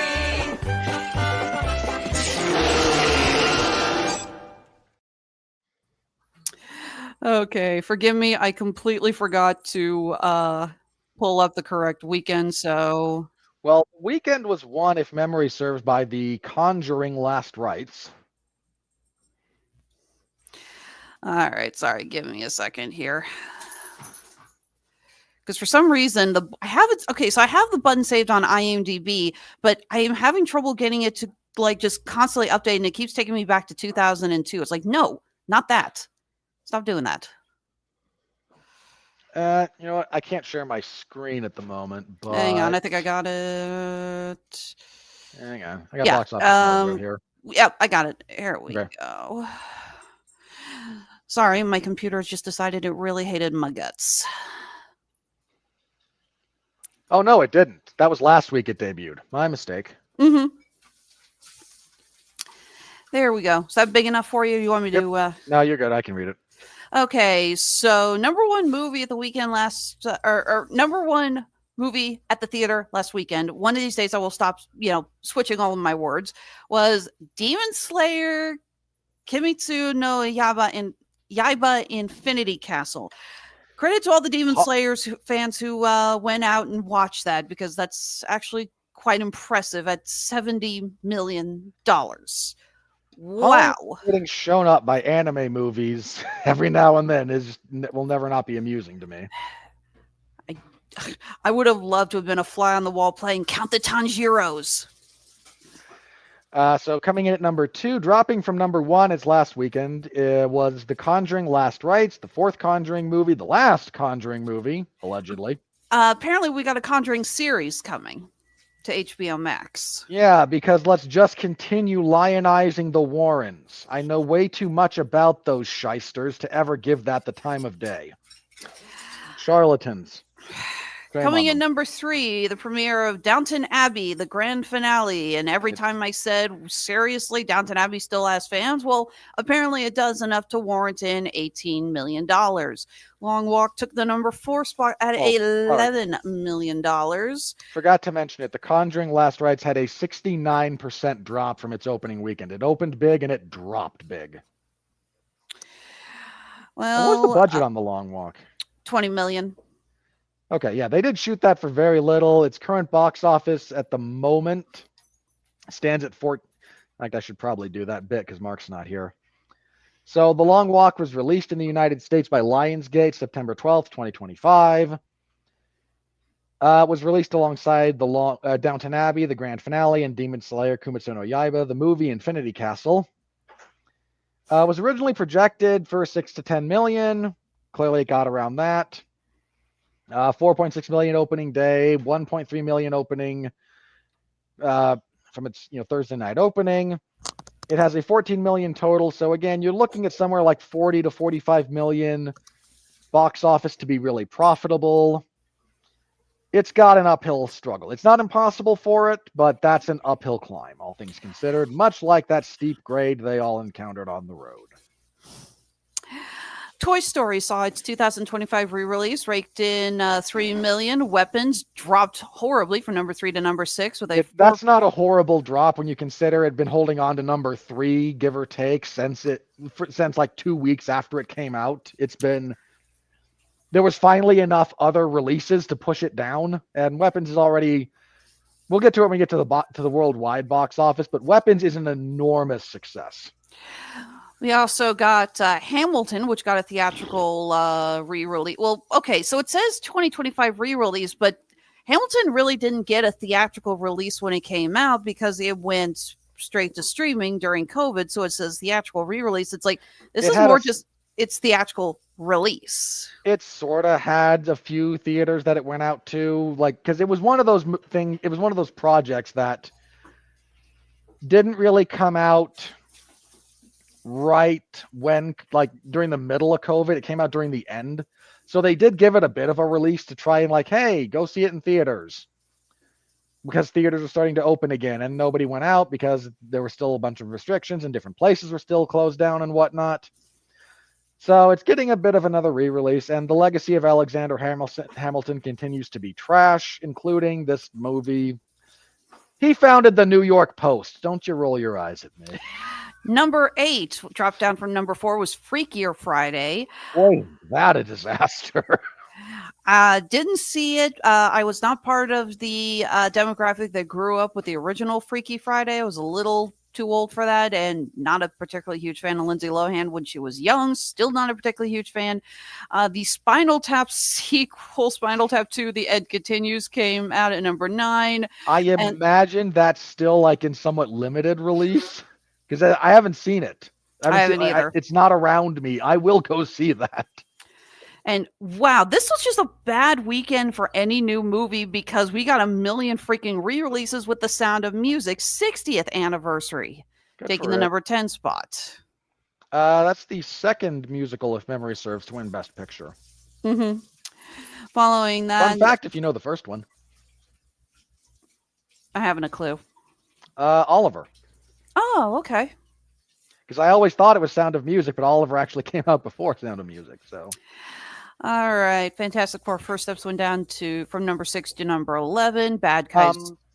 Okay, rather than go through everything after this, just real quick, because there's a few movies that we haven't covered because of the release schedule, that did have their releases and because we haven't had a Damn You Hollywood the last couple of weeks, we haven't talked money. So Caught Stealing. Sorry, go back up for a sec. So Caught Stealing is one of those movies that was getting a little bit of indie drive. It's from why am I blanking on the director's name? Hang on, pulling it up. Same guy who did Beau Was Afraid and No, it's not. That's Darren Aronofsky. Aronofsky does this. Oh no, sorry. Beau Was Afraid isn't Aronofsky, right? Yeah, right, no. right. Beau Was Afraid was Ari Aster. Yeah, the other director who fucks up your dreams. Yeah, and Ari Aster's got another thing coming out too. So yeah, Aronofsky. That one was looking like it was going to get a little bit of play. Seems to be struggling. The Roses had its debut, and rough debut for a movie that, again, some of us had some hope for. Okay, scroll down. So what else came out this week? It'll be bolded. The History of Sound debuted at number 24. Rabbit Trap at 31.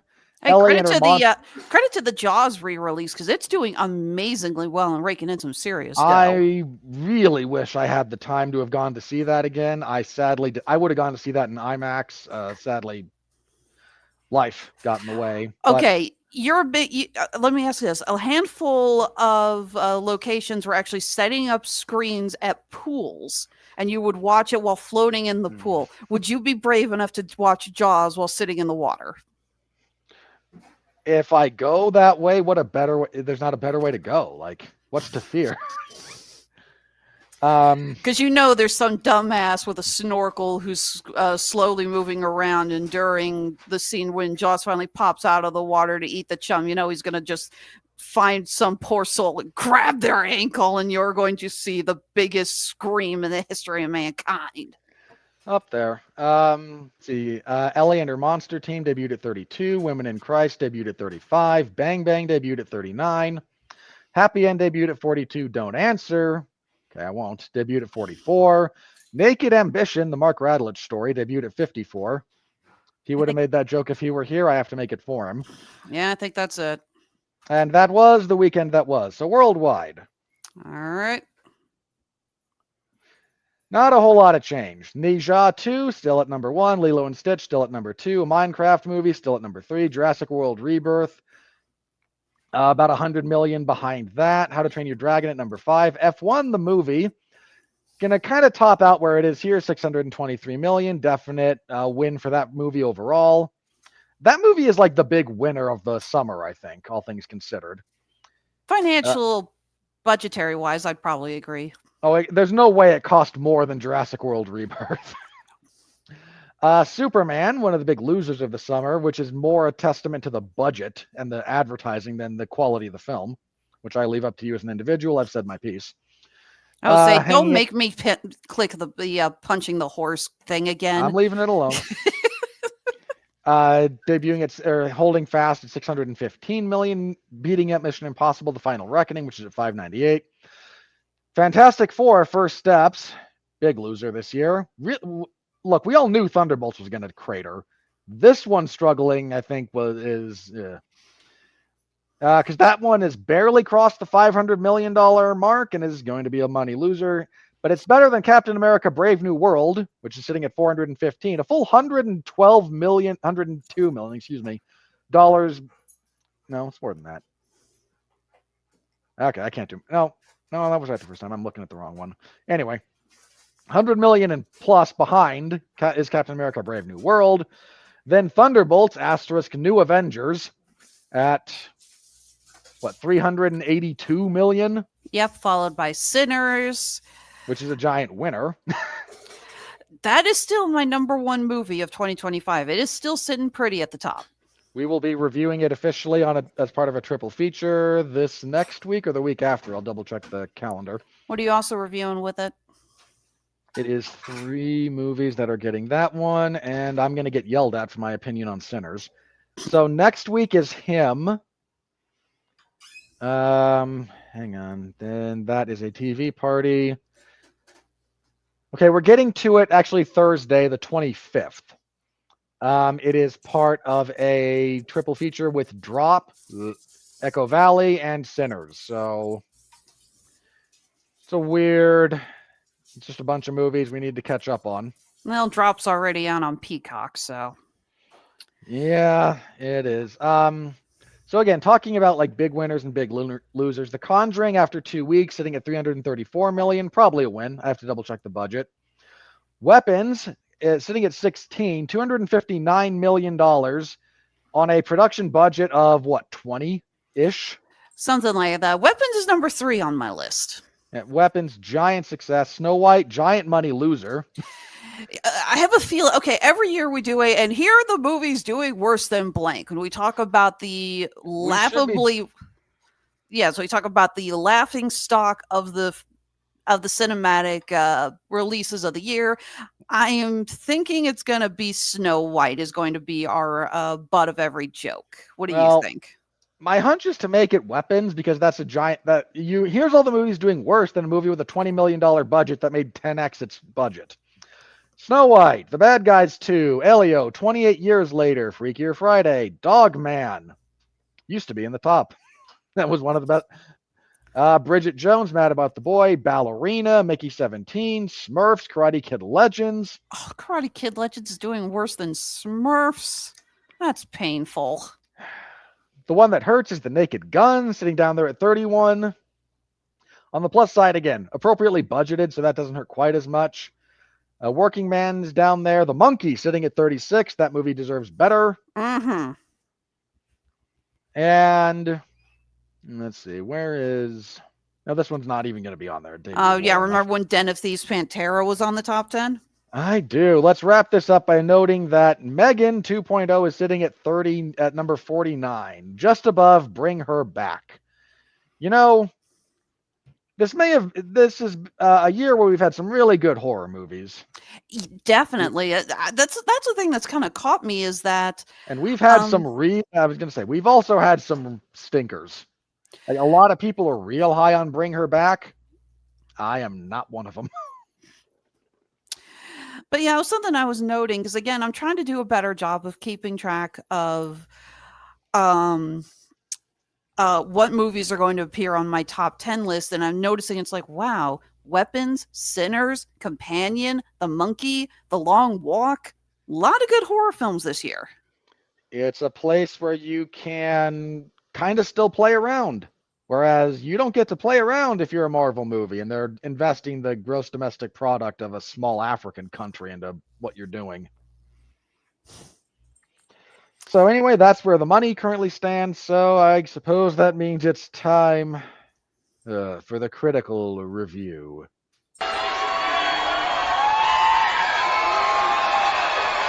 Are you ready? No! I said, are you ready? No, God! No, God, please, no! No! No! No!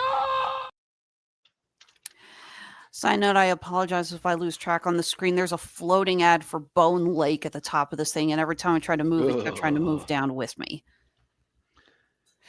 Okay, so currently sitting 89% on the tomato meter with an 85% on the popcorn meter.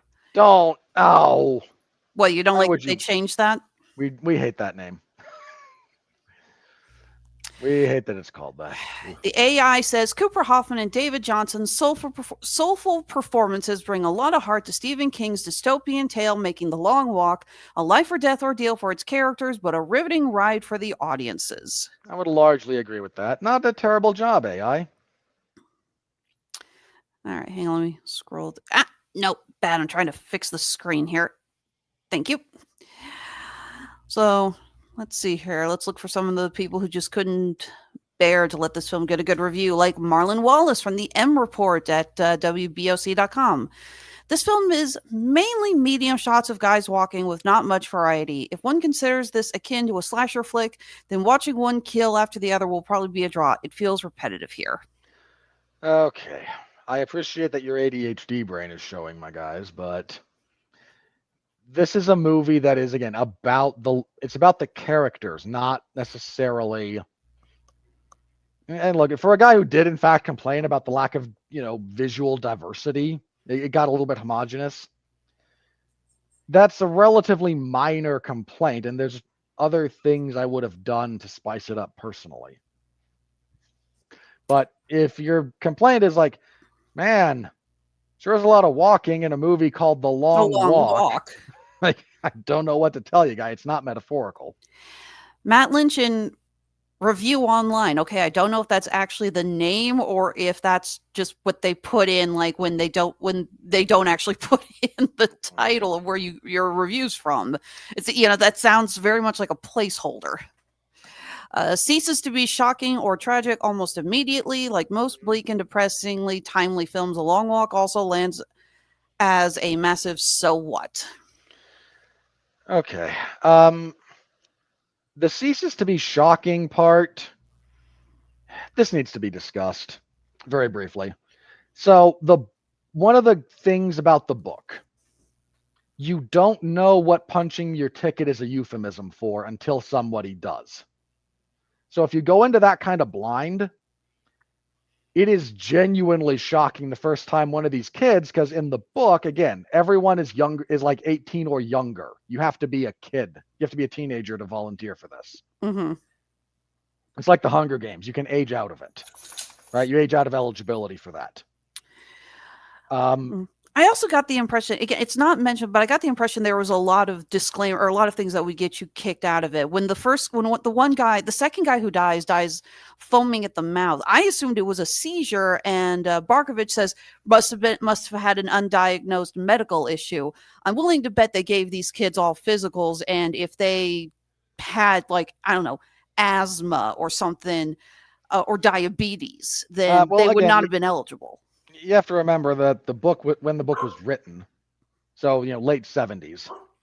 So a lot of it is like self-reported medical stuff, because Hank says I'm allergic to the spam, which he would have just lied about on the application. Modern medicine, you can screen for that much, much easier than you used to be able to. Of course, even now, if you just go in and just lie to your doctor, then there's only so much they can do to help you. But point being, like, there's a real shock factor to the book that, because the movie just doesn't like, there's ways you could have cut that trailer to not give that away. I mean, you still might have known anyway, but like, consequently, he's right about the shock factor diminishing pretty rapidly. And I suppose if there is another weakness to this movie, there's a lot of strength in the character dynamics of about 3 of the characters, 4. You don't really care about anyone else. So the fact that you don't get a lot of shock value out of their deaths means you have to care about them on an emotional level. And the movie doesn't do a good job of making you care that much about the other characters. So I think that, so there's a degree to which you're getting at a valid criticism there, but the whole it lands with a great big so what is such a non-criticism. Like the vast majority, I can't say every movie, the vast majority of movies can be said to end with a so what. I mean, for crying out loud, Raiders of the Lost Ark ends with the Ark going back into being lost. So what? That's one of the and that's one of like that's not just one of the best blockbusters ever. That is one of the better movies ever made. Yeah. God bless Disney Plus having it on there. I seriously have the Indiana Jones movies on all the time in the background when I'm working. I love them. I have those. I own the box set DVDs so I have the one that's like all the extra stuff, so I can look at, so I get all the commentary from the writer and Spielberg and John Williams and all that fun stuff too. So I have nothing but love for those movies. Oh, we got the box set too, but 9 times out of 10, I'm in my office and I don't have a DVD player. And yeah, DVD players are hard to find these days. So. Yeah, it's not a case of I don't want to listen to the commentary. It's a case of I'm limited for what I can stream. They don't make that readily available to streaming, so No. Okay, Eileen Jones from the Jacobin. But The Long Walk forgoes such narrative complexities, and unfortunately, the stripped-down concentration on a few key elements doesn't build drama. Instead, we get a kind of numbing sameness. What were you expecting? That's what I'm getting out of a lot of these negative reviews, is that it's a movie about these boys going on this walk. What did you think you were going to get?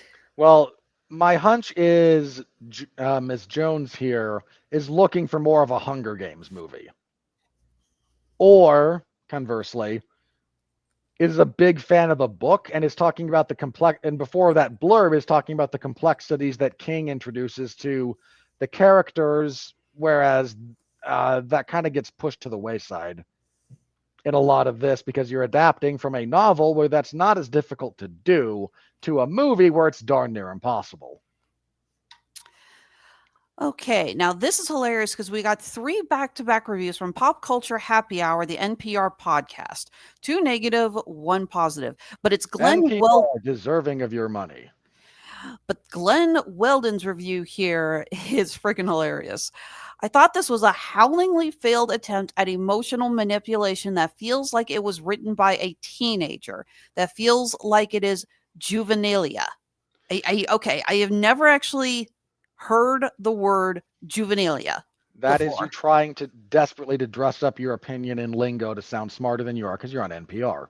Oh, I am well aware. I was going to say, sorry, go ahead.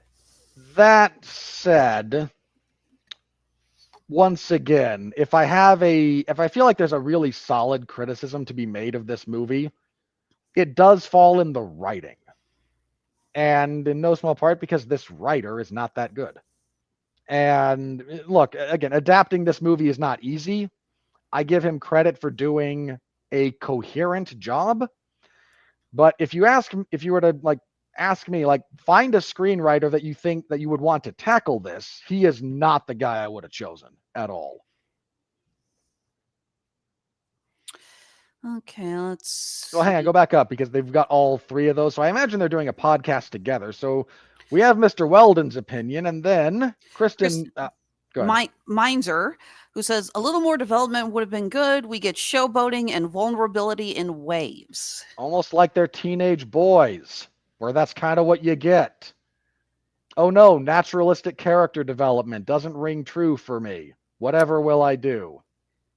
This really annoys me. They get three people on one podcast, get 3 individual entries on Rotten Tomatoes, and we still can't get on this website. Alas, our reach is too small. Please like, comment, subscribe if you're enjoying the stream. Leave a comment.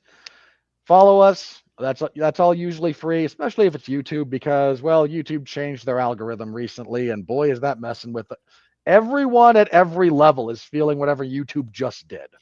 YouTube changing the algorithm, I swear to God, I have never met someone who said changing the algorithm worked for them. It screws everyone. Yeah, almost everyone at the moment is looking at views that are somewhat half of what they usually get.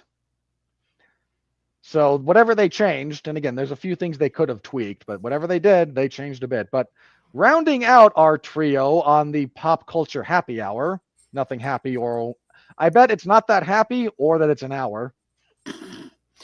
Rihanna Cruz, who actually is given according to this, it's positive, but it doesn't really seem positive. The long walk is bleak, and because there's so many characters, I think you have to lean into archetypes, or else they all blend together.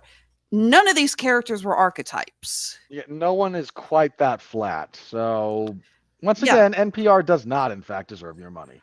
No. I mean, again, you think these characters are going to start off as archetypes. You think Barkovich is going to be the jerk, but you see what happens to the kid he gets killed, whose name is Rank. Just even right after that, you see him breaking. You start seeing the way he's slapping his head and getting twitchy. This hurts him, and he is really freaking out about it. And you see that in the development of his character, and he's trying to stay cool, and he's trying to be like, no, it's fine. I don't care. But it is a great, very underrated performance, in my opinion. Charlie Plummer is terrific in how you do. If you pay attention to him, you see he's getting worse. Yeah, if there's another character that I think really deteriorates visibly over the course of the walk, it would be him. Him and what was the other kid's name? Well, Stebbins does. And Hank Olsen. Again, I love how if you pay attention to just one character, you really do see their deterioration and how they start falling apart. No one here just suddenly it's and all of a sudden, I can't take it anymore. Yeah. All right, going back to this. Hey, Doug Walker. Yeah, Channel Awesome. One of the best Stephen King adaptations. You're out of your mind. Look, this is definitely top half. Easily top half of King adaptations.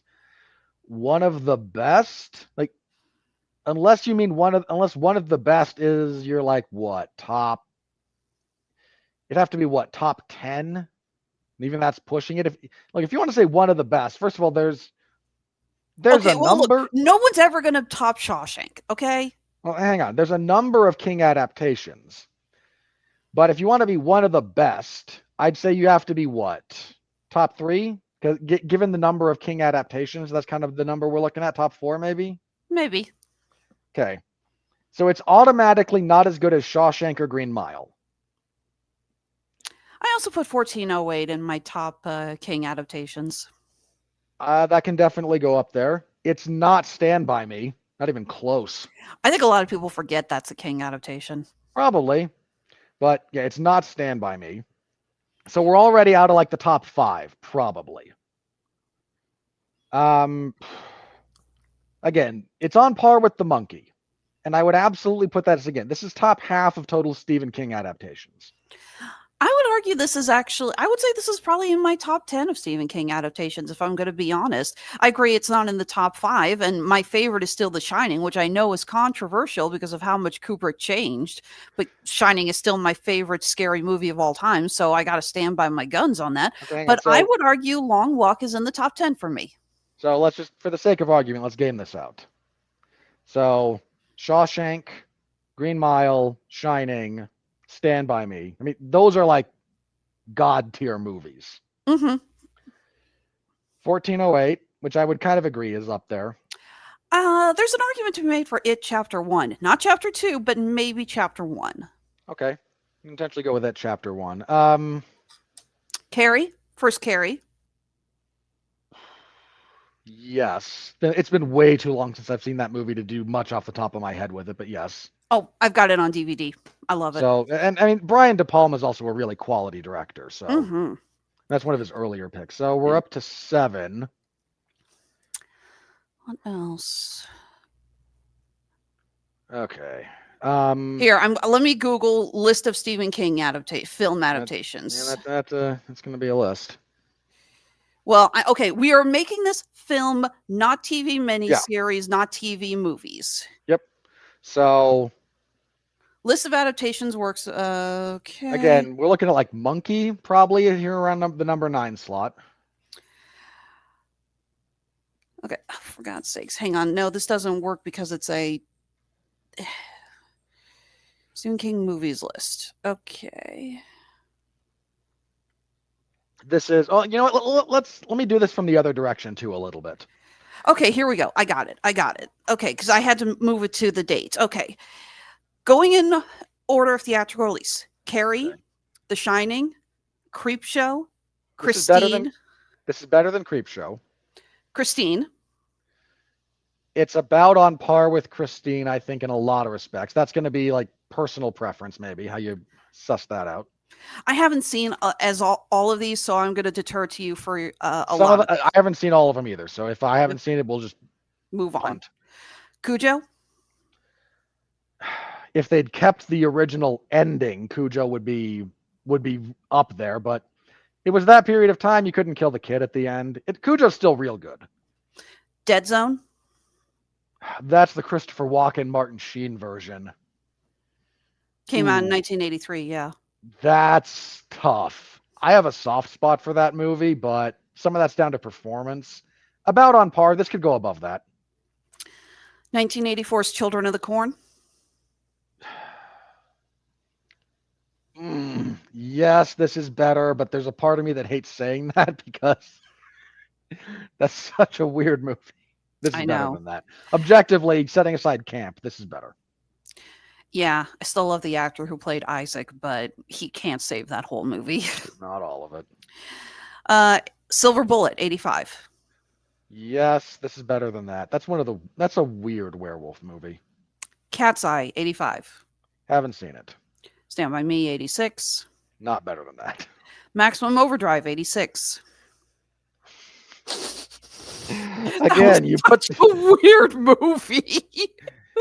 King himself describes it as an idiot film because he directed it. He was high as a kite while making that whole stupid Everyone thing. Had to have been.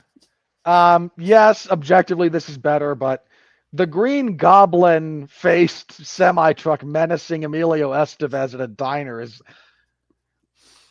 Brandon Sanderson has a theory that the best movies on a scale of -10 to +10, the best movies are 7 to 10 or -7 to -10. Yeah, I agree. It's like the best movies are at opposite ends of the spectrum.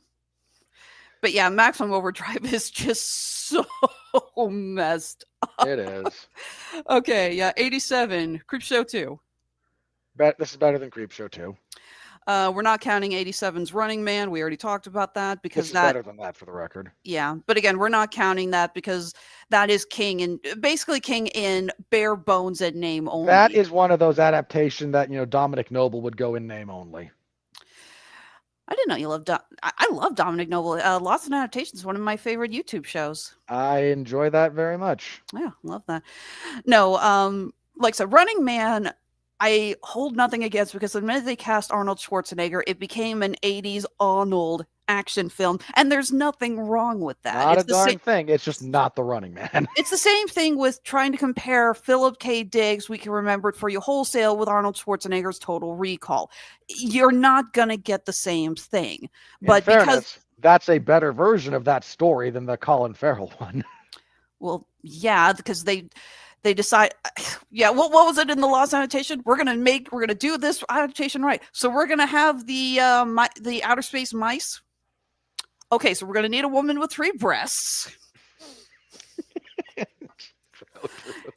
Yeah, no, I hate the Colin Farrell adaptation, not only because it looks like they took all of the lens flares from J.J. Abrams and like expedited them, but because they took all of the key moments from the Arnold Schwarzenegger one and missed the point of them Entirely. Yeah. Okay, Tales from the Dark Side, the movie, 1990. This is better than that. Oh shit, 89's Pet Cemetery. I scrolled past that. Ooh, no, Pet Cemetery is better. Okay. As a horror movie, Pet Cemetery is better. I'll give you that. 1990, Graveyard Shift. It's been way too long since I've seen it. I can't comment. You are keeping track of which ones we say are better, right? Yeah, Okay. I'm again sort of I'm loosely keeping track in my head. Okay, because since I'm reading, you got to keep track. Yeah. 1990, Misery, better. Misery's much better than this. I love Misery. I love that movie. Yeah, I forgot Misery existed. Like Misery's another one of those god tier top 5. Mm-hmm. Sleepwalkers, 92. This is better than that. Yeah, that's another one on the negative scale. That movie is hilarious. I still love Stephen King's cameo. It was like, I'm not taking the blame for this. Yeah. 93, The Dark Half.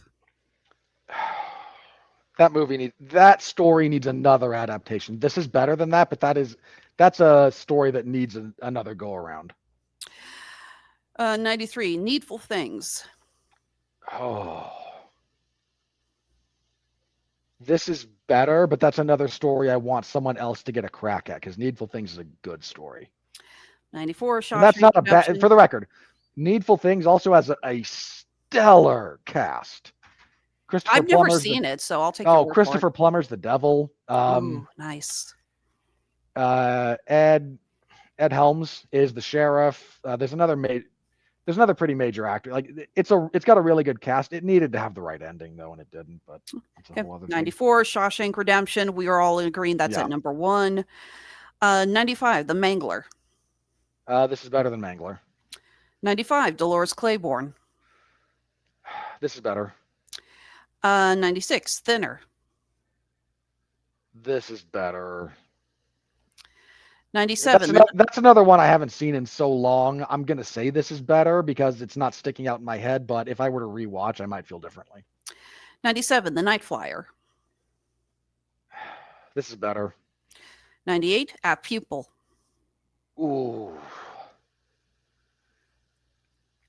I haven't seen that in a minute. But that's got like Sir Ian McKellen as a Nazi war criminal hiding out in suburbia. Like, Yeah, that's Ian That's- McKellen at some of his best work. I'm controversially gonna say Apt Pupil's better, actually. Wow. Okay. That's a tough one. Like, if you go the other way, I don't disagree with you, but Green Mile, 99.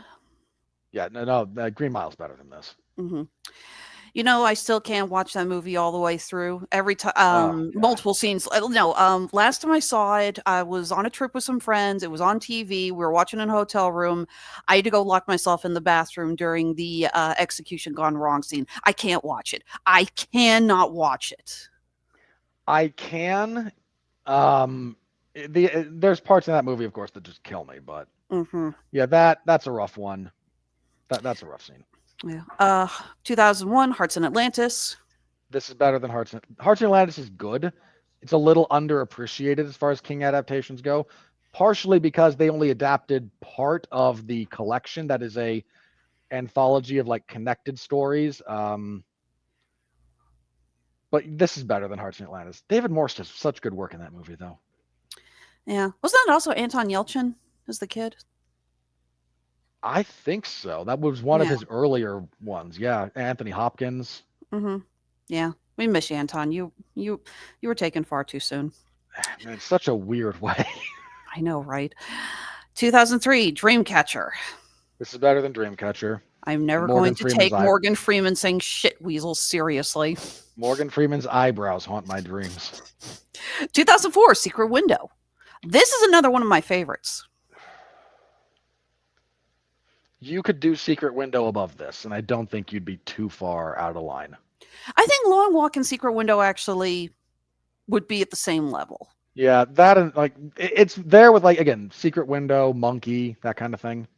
I think the only complaint I ever had about Secret Window was I never understood how someone that looks like Johnny Depp and someone that looks like Maria Bello were supposed to be convincingly married together. It's just like, I don't know. They're both great in their role. They're both terrific actors and they both do really good. And I even like the chemistry between them. But I look at them like, I don't see how you two were married. It's another movie that changes the ending, and I'm iffy on it. That's one where I think going with the original ending is stronger, but Okay, 2004, Riding the Bullet. this is better. 2007, 1408. On par, give or take. I say Call it a- 1408 is a little better. I don't disagree with you, but you're kind of splitting hairs at that point. 2007, The Mist. I have a deep emotional aversion to the ending of The Mist for a variety of reasons, but okay, caveat. The Mist in black and white is better than this. We talked about this. We talked about last time we were talking Stephen King adaptations because I talked about how I can't take it seriously because the CGI in that movie is so bad. And you were the one telling me how it's supposed to be shot in black and white. There's a version in black and white. I don't know where you can find it streaming, but because it was supposed to be done in the like a 50s style old school thing like that.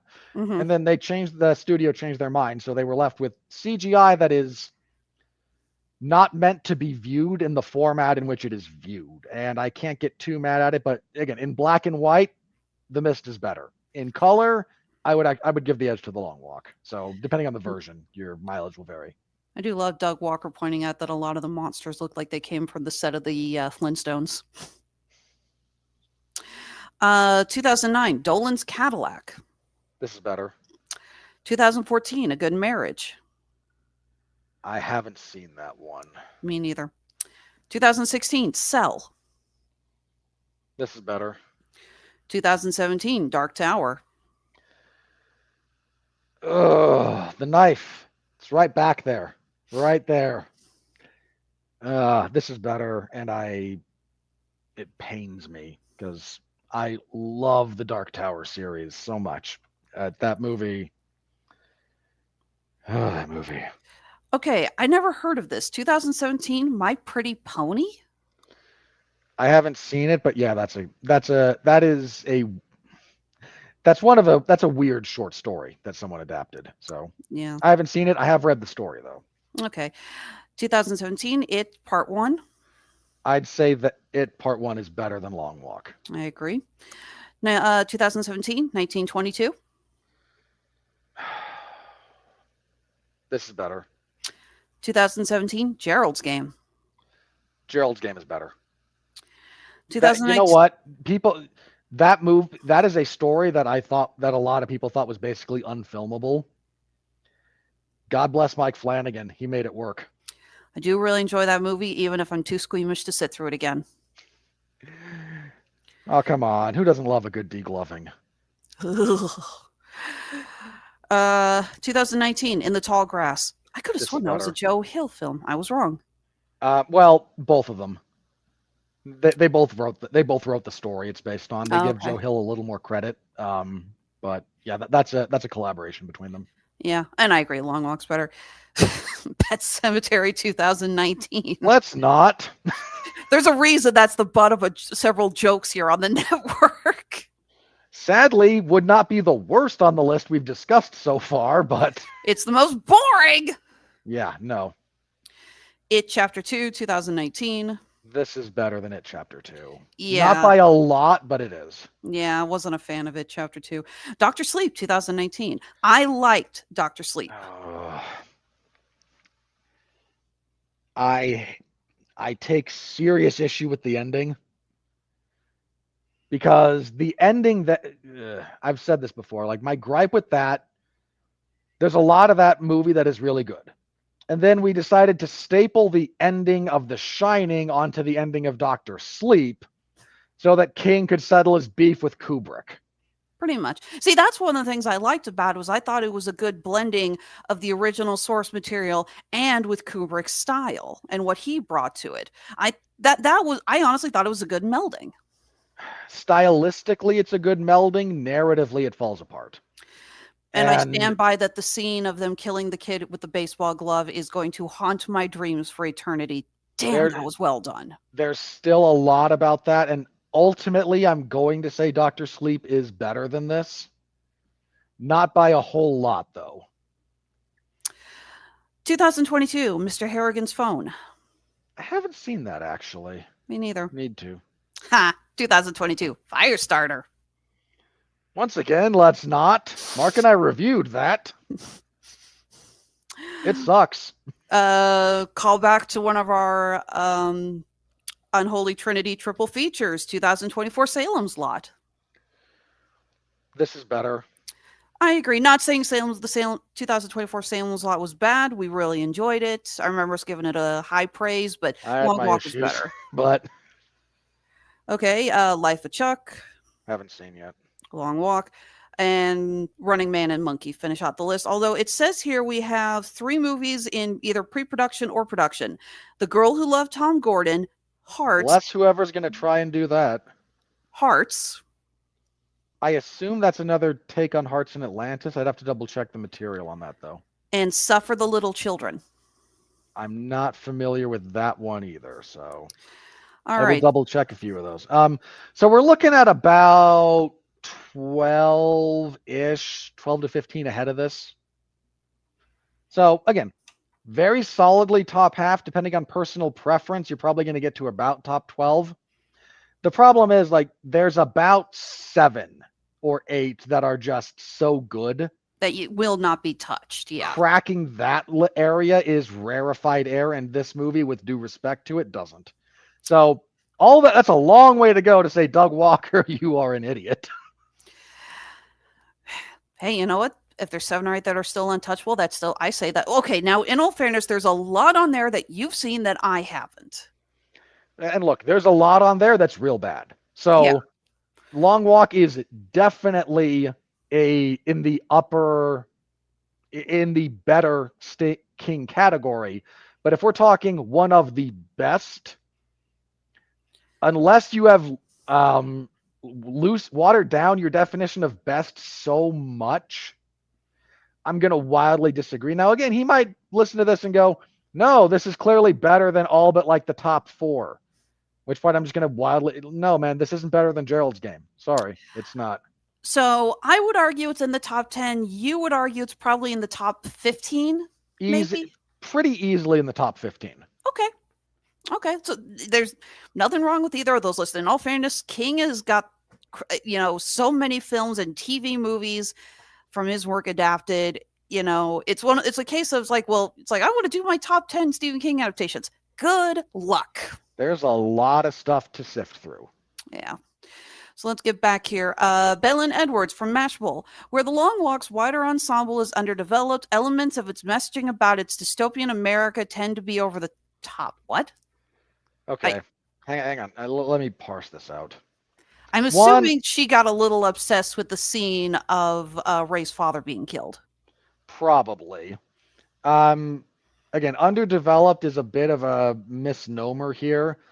We don't have time to get everyone's full backstory via flashback. This movie would be like 30 minutes longer. So no. Also, budgetary would go up, and they made this on the cheap.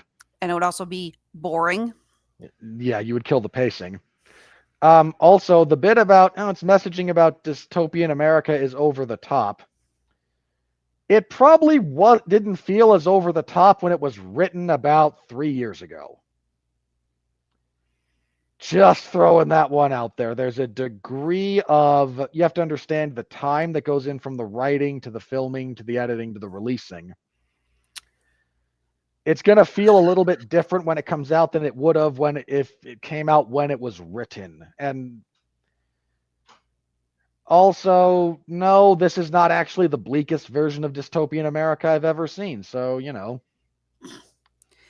take that for whatever it's worth. 1984 is still my favorite book for a reason. And it was my favorite book when I was younger. I didn't just get into it. Rachel Wagner from Rachel's Reviews. It's well made, but needed more humanity. The movie is nothing but humanity. Humanity. All you have is the character interactions. What more do you want? Yeah. This movie is a prime example of how to film humanity.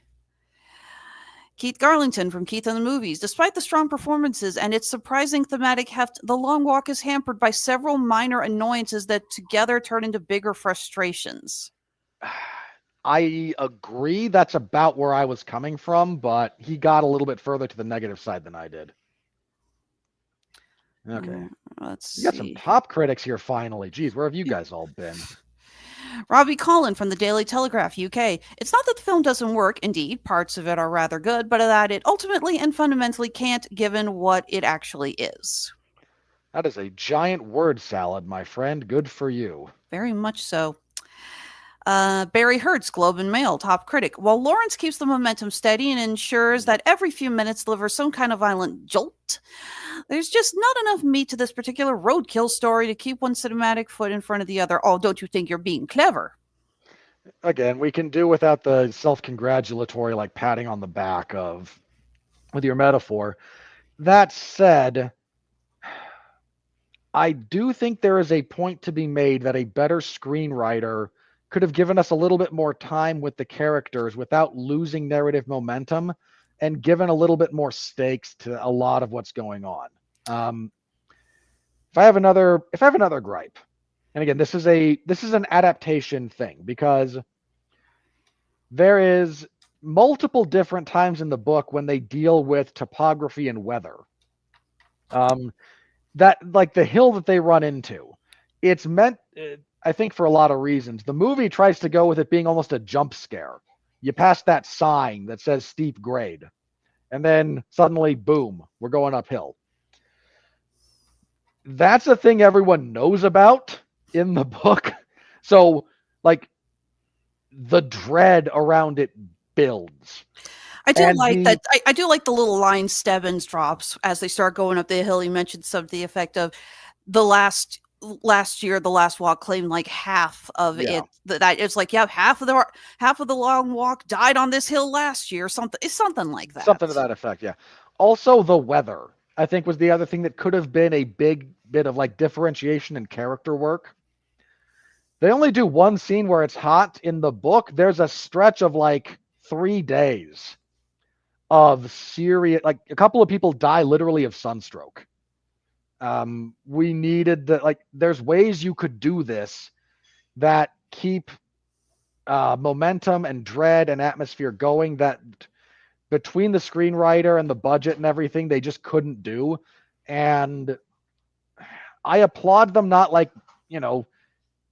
blowing up the budget, trying to do something bigger. But at the same time, I do have to call the spade.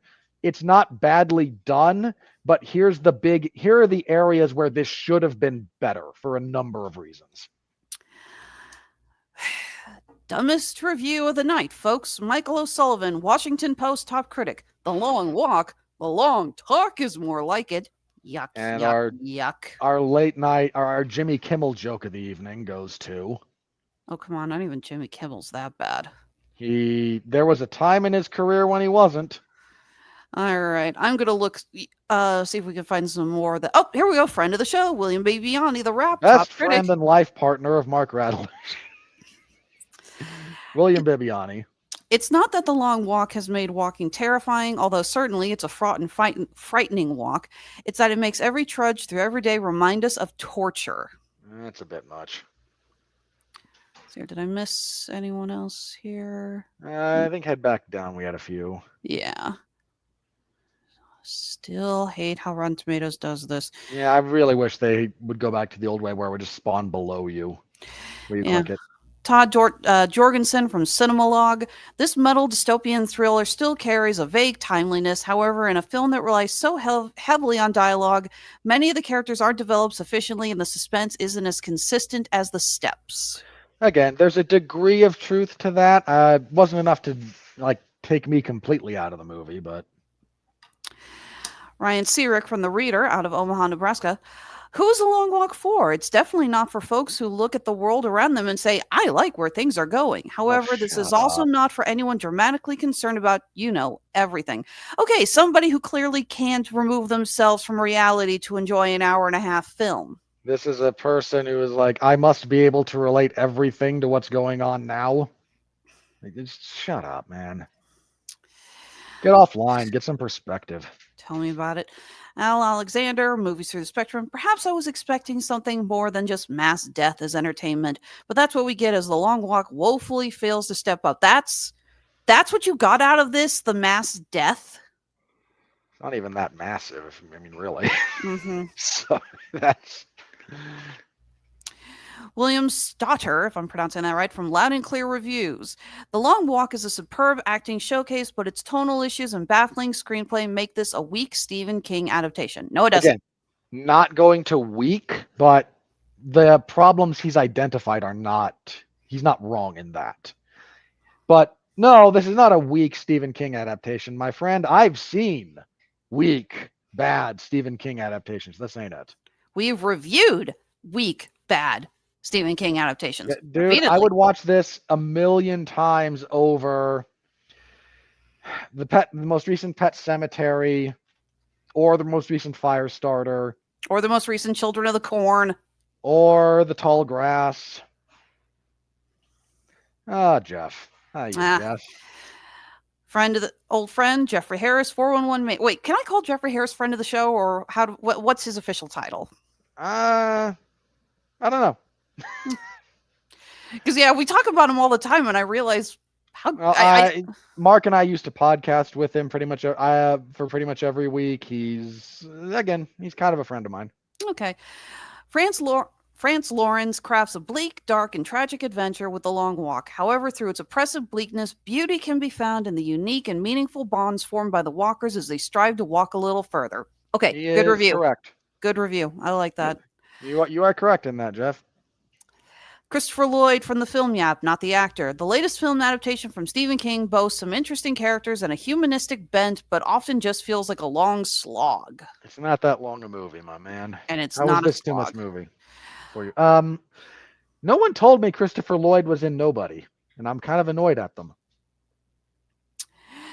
Frank Switek from One Guy's Opinion, and nobody cares. Even as substantially altered by the screenwriter J.T. Molnar, it feels like a young man's work, garrulous and pretentious.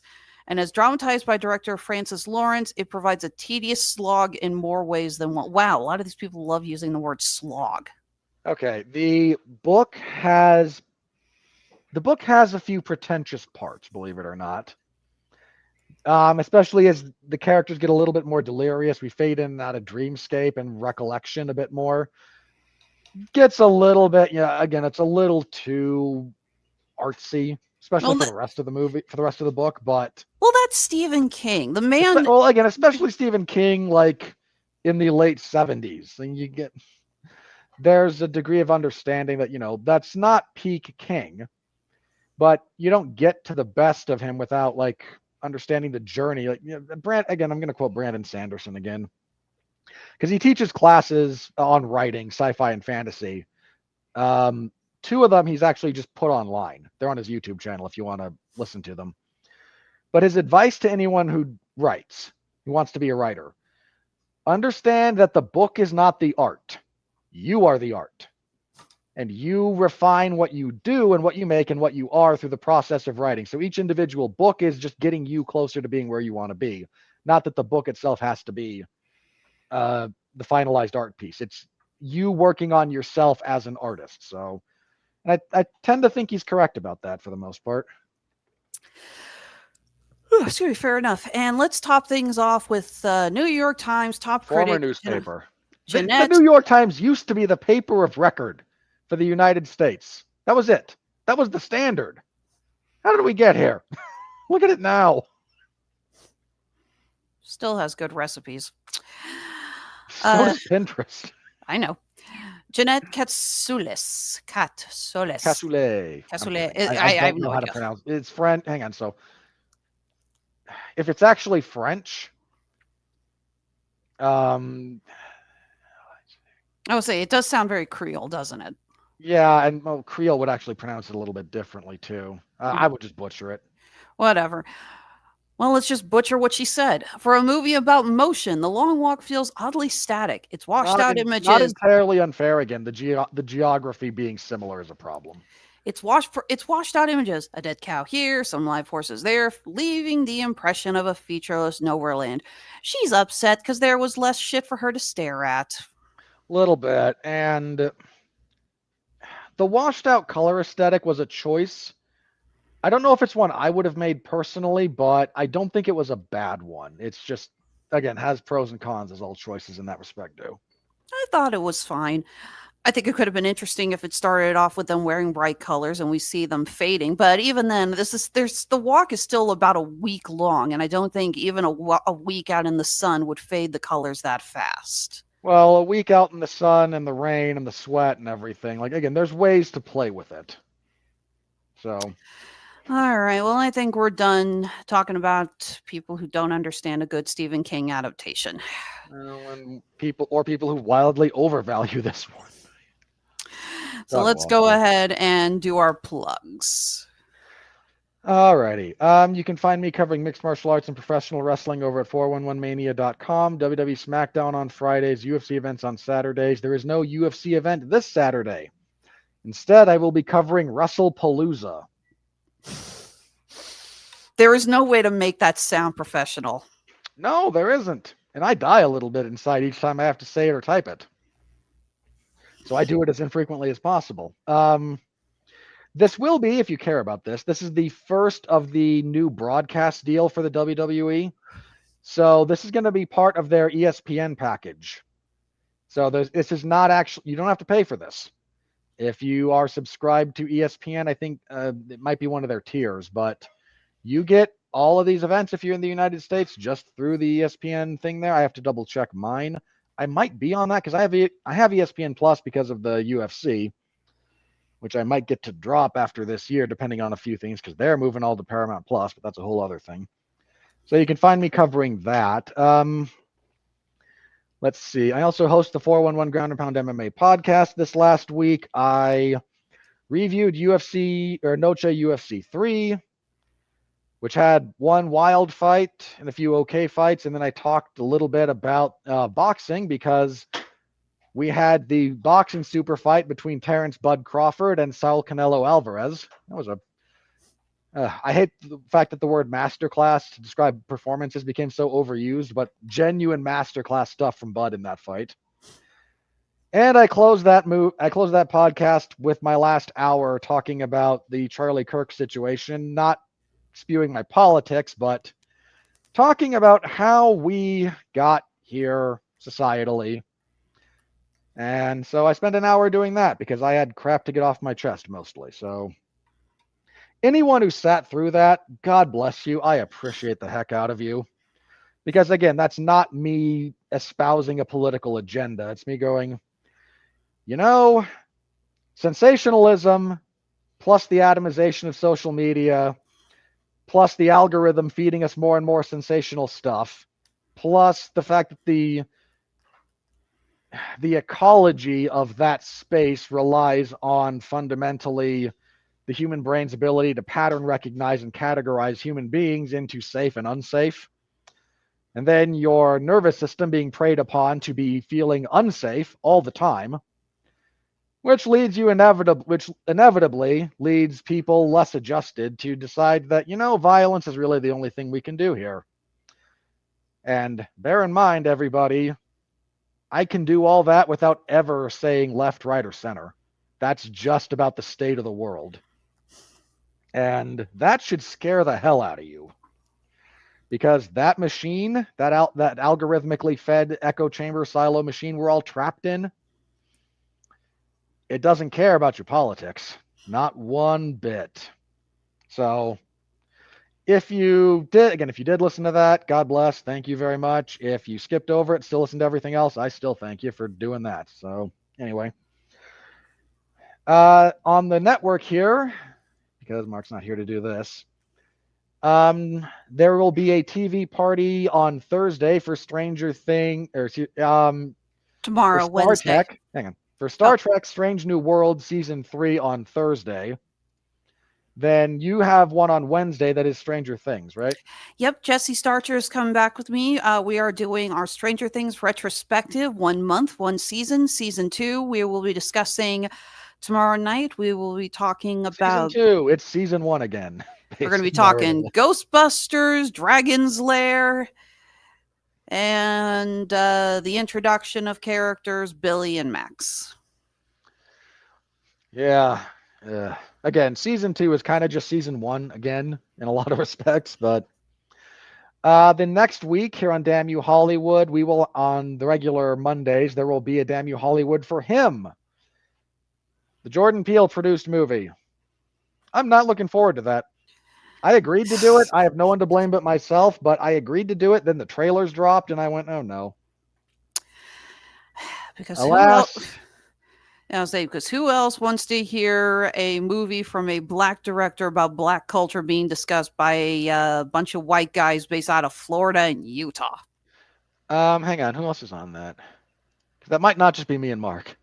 No, Jason's on there. So West Virginia, too. Great. Look, Mark and Jason do the Black History Month every February. So and I make fun of them constantly for it. So we'll be tackling that. And look, my gripe is Jordan Peele at the moment going, I have nothing to do. I have nothing to say. I'm not working on any projects because I can't figure out how to make white guys the villains anymore. Ugh. He's just producing this one. Look, it's going to be overly artistic, and it's going to be, again, the team owner is going to be the true villain when it's all said and done, and we're just going to do like a bad mashup of Football and Eyes Wide Shut, and I don't care. But we'll give it a review, and if I am wrong in my prediction, I will eat the requisite crow. I try to have enough integrity to do that. Yeah, go get the crow that was strung up on the fence. Just for the trailer. Pretty much. Still a cool shot. Oh yeah, I forgot. The guy who wrote this movie, the screenwriter for this one is the guy who wrote Strange Darling. Was another reason I think he's the wrong fit for this. Never seen it. We reviewed it last year as part of a triple feature. Again, I had my issues with it. Some good, some bad, but it's more like, are you a good fit for this project? And I would have said no. Next Thursday, there is a triple feature that I will be part of. We will be doing Drop, Echo Valley, and Sinners. That is a relatively stacked episode. That's going to be Mark, me, Mick Wanamaker, and Gavin Napier. So that'll be fun. That is an eclectic group. Very. And yeah, that's where you can find me for for this week and a little bit of next week. But that's what's coming up here on the network. All right. Well, like Robert said, we're going to be doing Stranger Things Retrospective Season 2 tomorrow night. That is Wednesday, September 17th. I got a week off after that. And then Mark and I will be talking about the final season of Upload on the 1st of October. Week after that, on October 8th, we're going to be talking Monsters, the Ed Gein story. This is the 3rd season of Ryan Murphy's Monster series, following his look at Jeffrey Dahmer and the Menendez brothers. I am so crazy excited for this. It's going to be fun. Yeah, we can give that jackass endless seasons to rehash all the same things over and over again, but we couldn't get Mindhunter season 3. I am still bitter, in case you can't tell. Just a touch. That I don't care. I loved the previous Monster series, and the fact that they're doing Ed Gein and it's Charlie Hunnam who's playing him. I'm like, yeah, oh, Charlie Hunnam as Ed Gein will be good. Mm-hmm. Like and Laurie Metcalf as his mother. I mean, perfect casting. Oh, that's gonna go bad. I like Laurie Metcalf. No, I mean like the right way. Like that's gonna go bad the way it's supposed to. All right. Following that, I will be joining Mark and Jesse for a TV party tonight looking at Alien Earth on October 16th. It's full of dumb people making dumb choices. Oh, I've seen enough clips. I haven't started watching the show yet. I feel so. I am angry at that show because the first episode actually has promise. Like, I could deal with it if it was just crap from start to finish, but don't you dare show me quality and then go into the sewer. Like, you suck. Don't Well- show me you can do better than do worse. Well, I'm not backing out of it because Mark moved it for me. Originally, it was the week before, which was going to actually contrast for me doing setup at GalaxyCon in St. Louis. And he agreed to move it for me so I could still do it without, Yeah. an issue there. So really appreciative. No, you are obligated. He will never let you forget that if you back Well out. aware. At this point. October 22nd, TV party tonight for Peacemaker Season 2. It's season 2, twice as gay as the first one. Oh, bite me. Come on, they would have used that tagline if they could have. I say that. I don't say that to say like, look, again, I'm not using that as an insult. I'm using it purely as a descriptor because boy, that second world looks crazy. That it does. Well, enough people are complaining about how he got rid of the Zack Snyder Justice League at the end of season 1 to replace with his Justice Gang, and they can get the hell over it. It bothers me. How do I phrase this?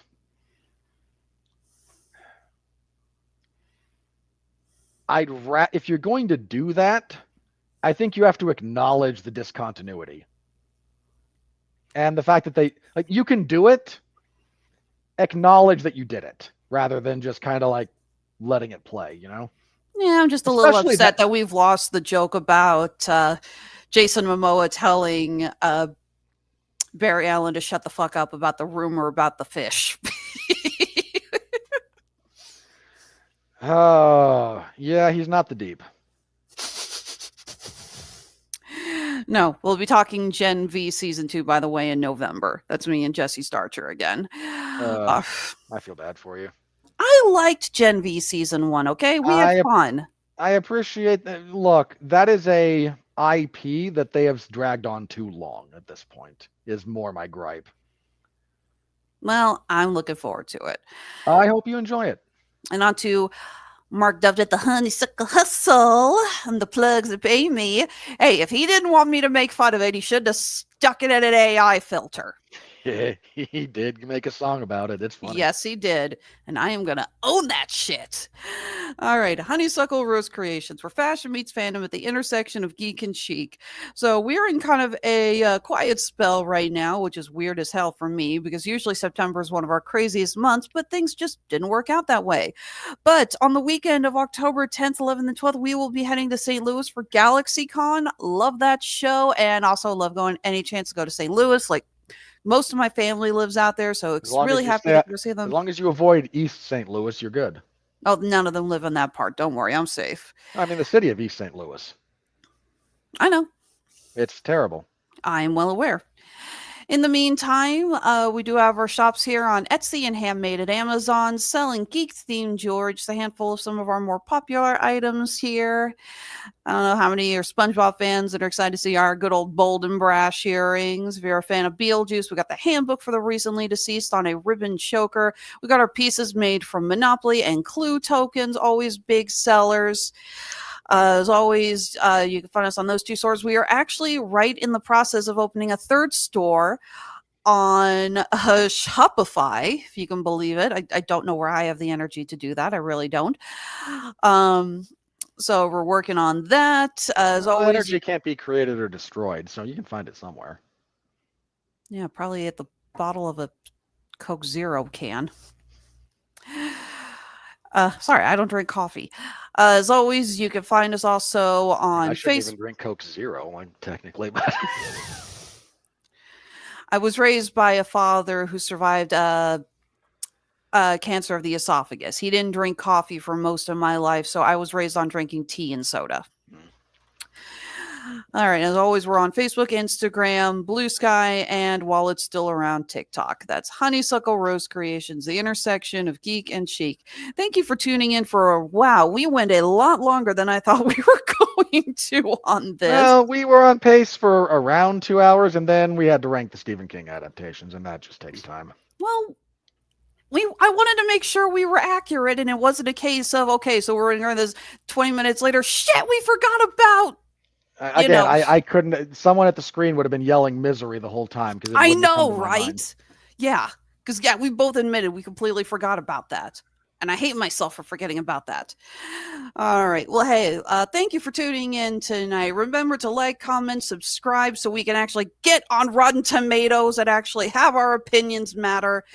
Thank you for tuning in. For Mr. Robert Winfree, I'm Alexis Hejna, and you want to go for a walk?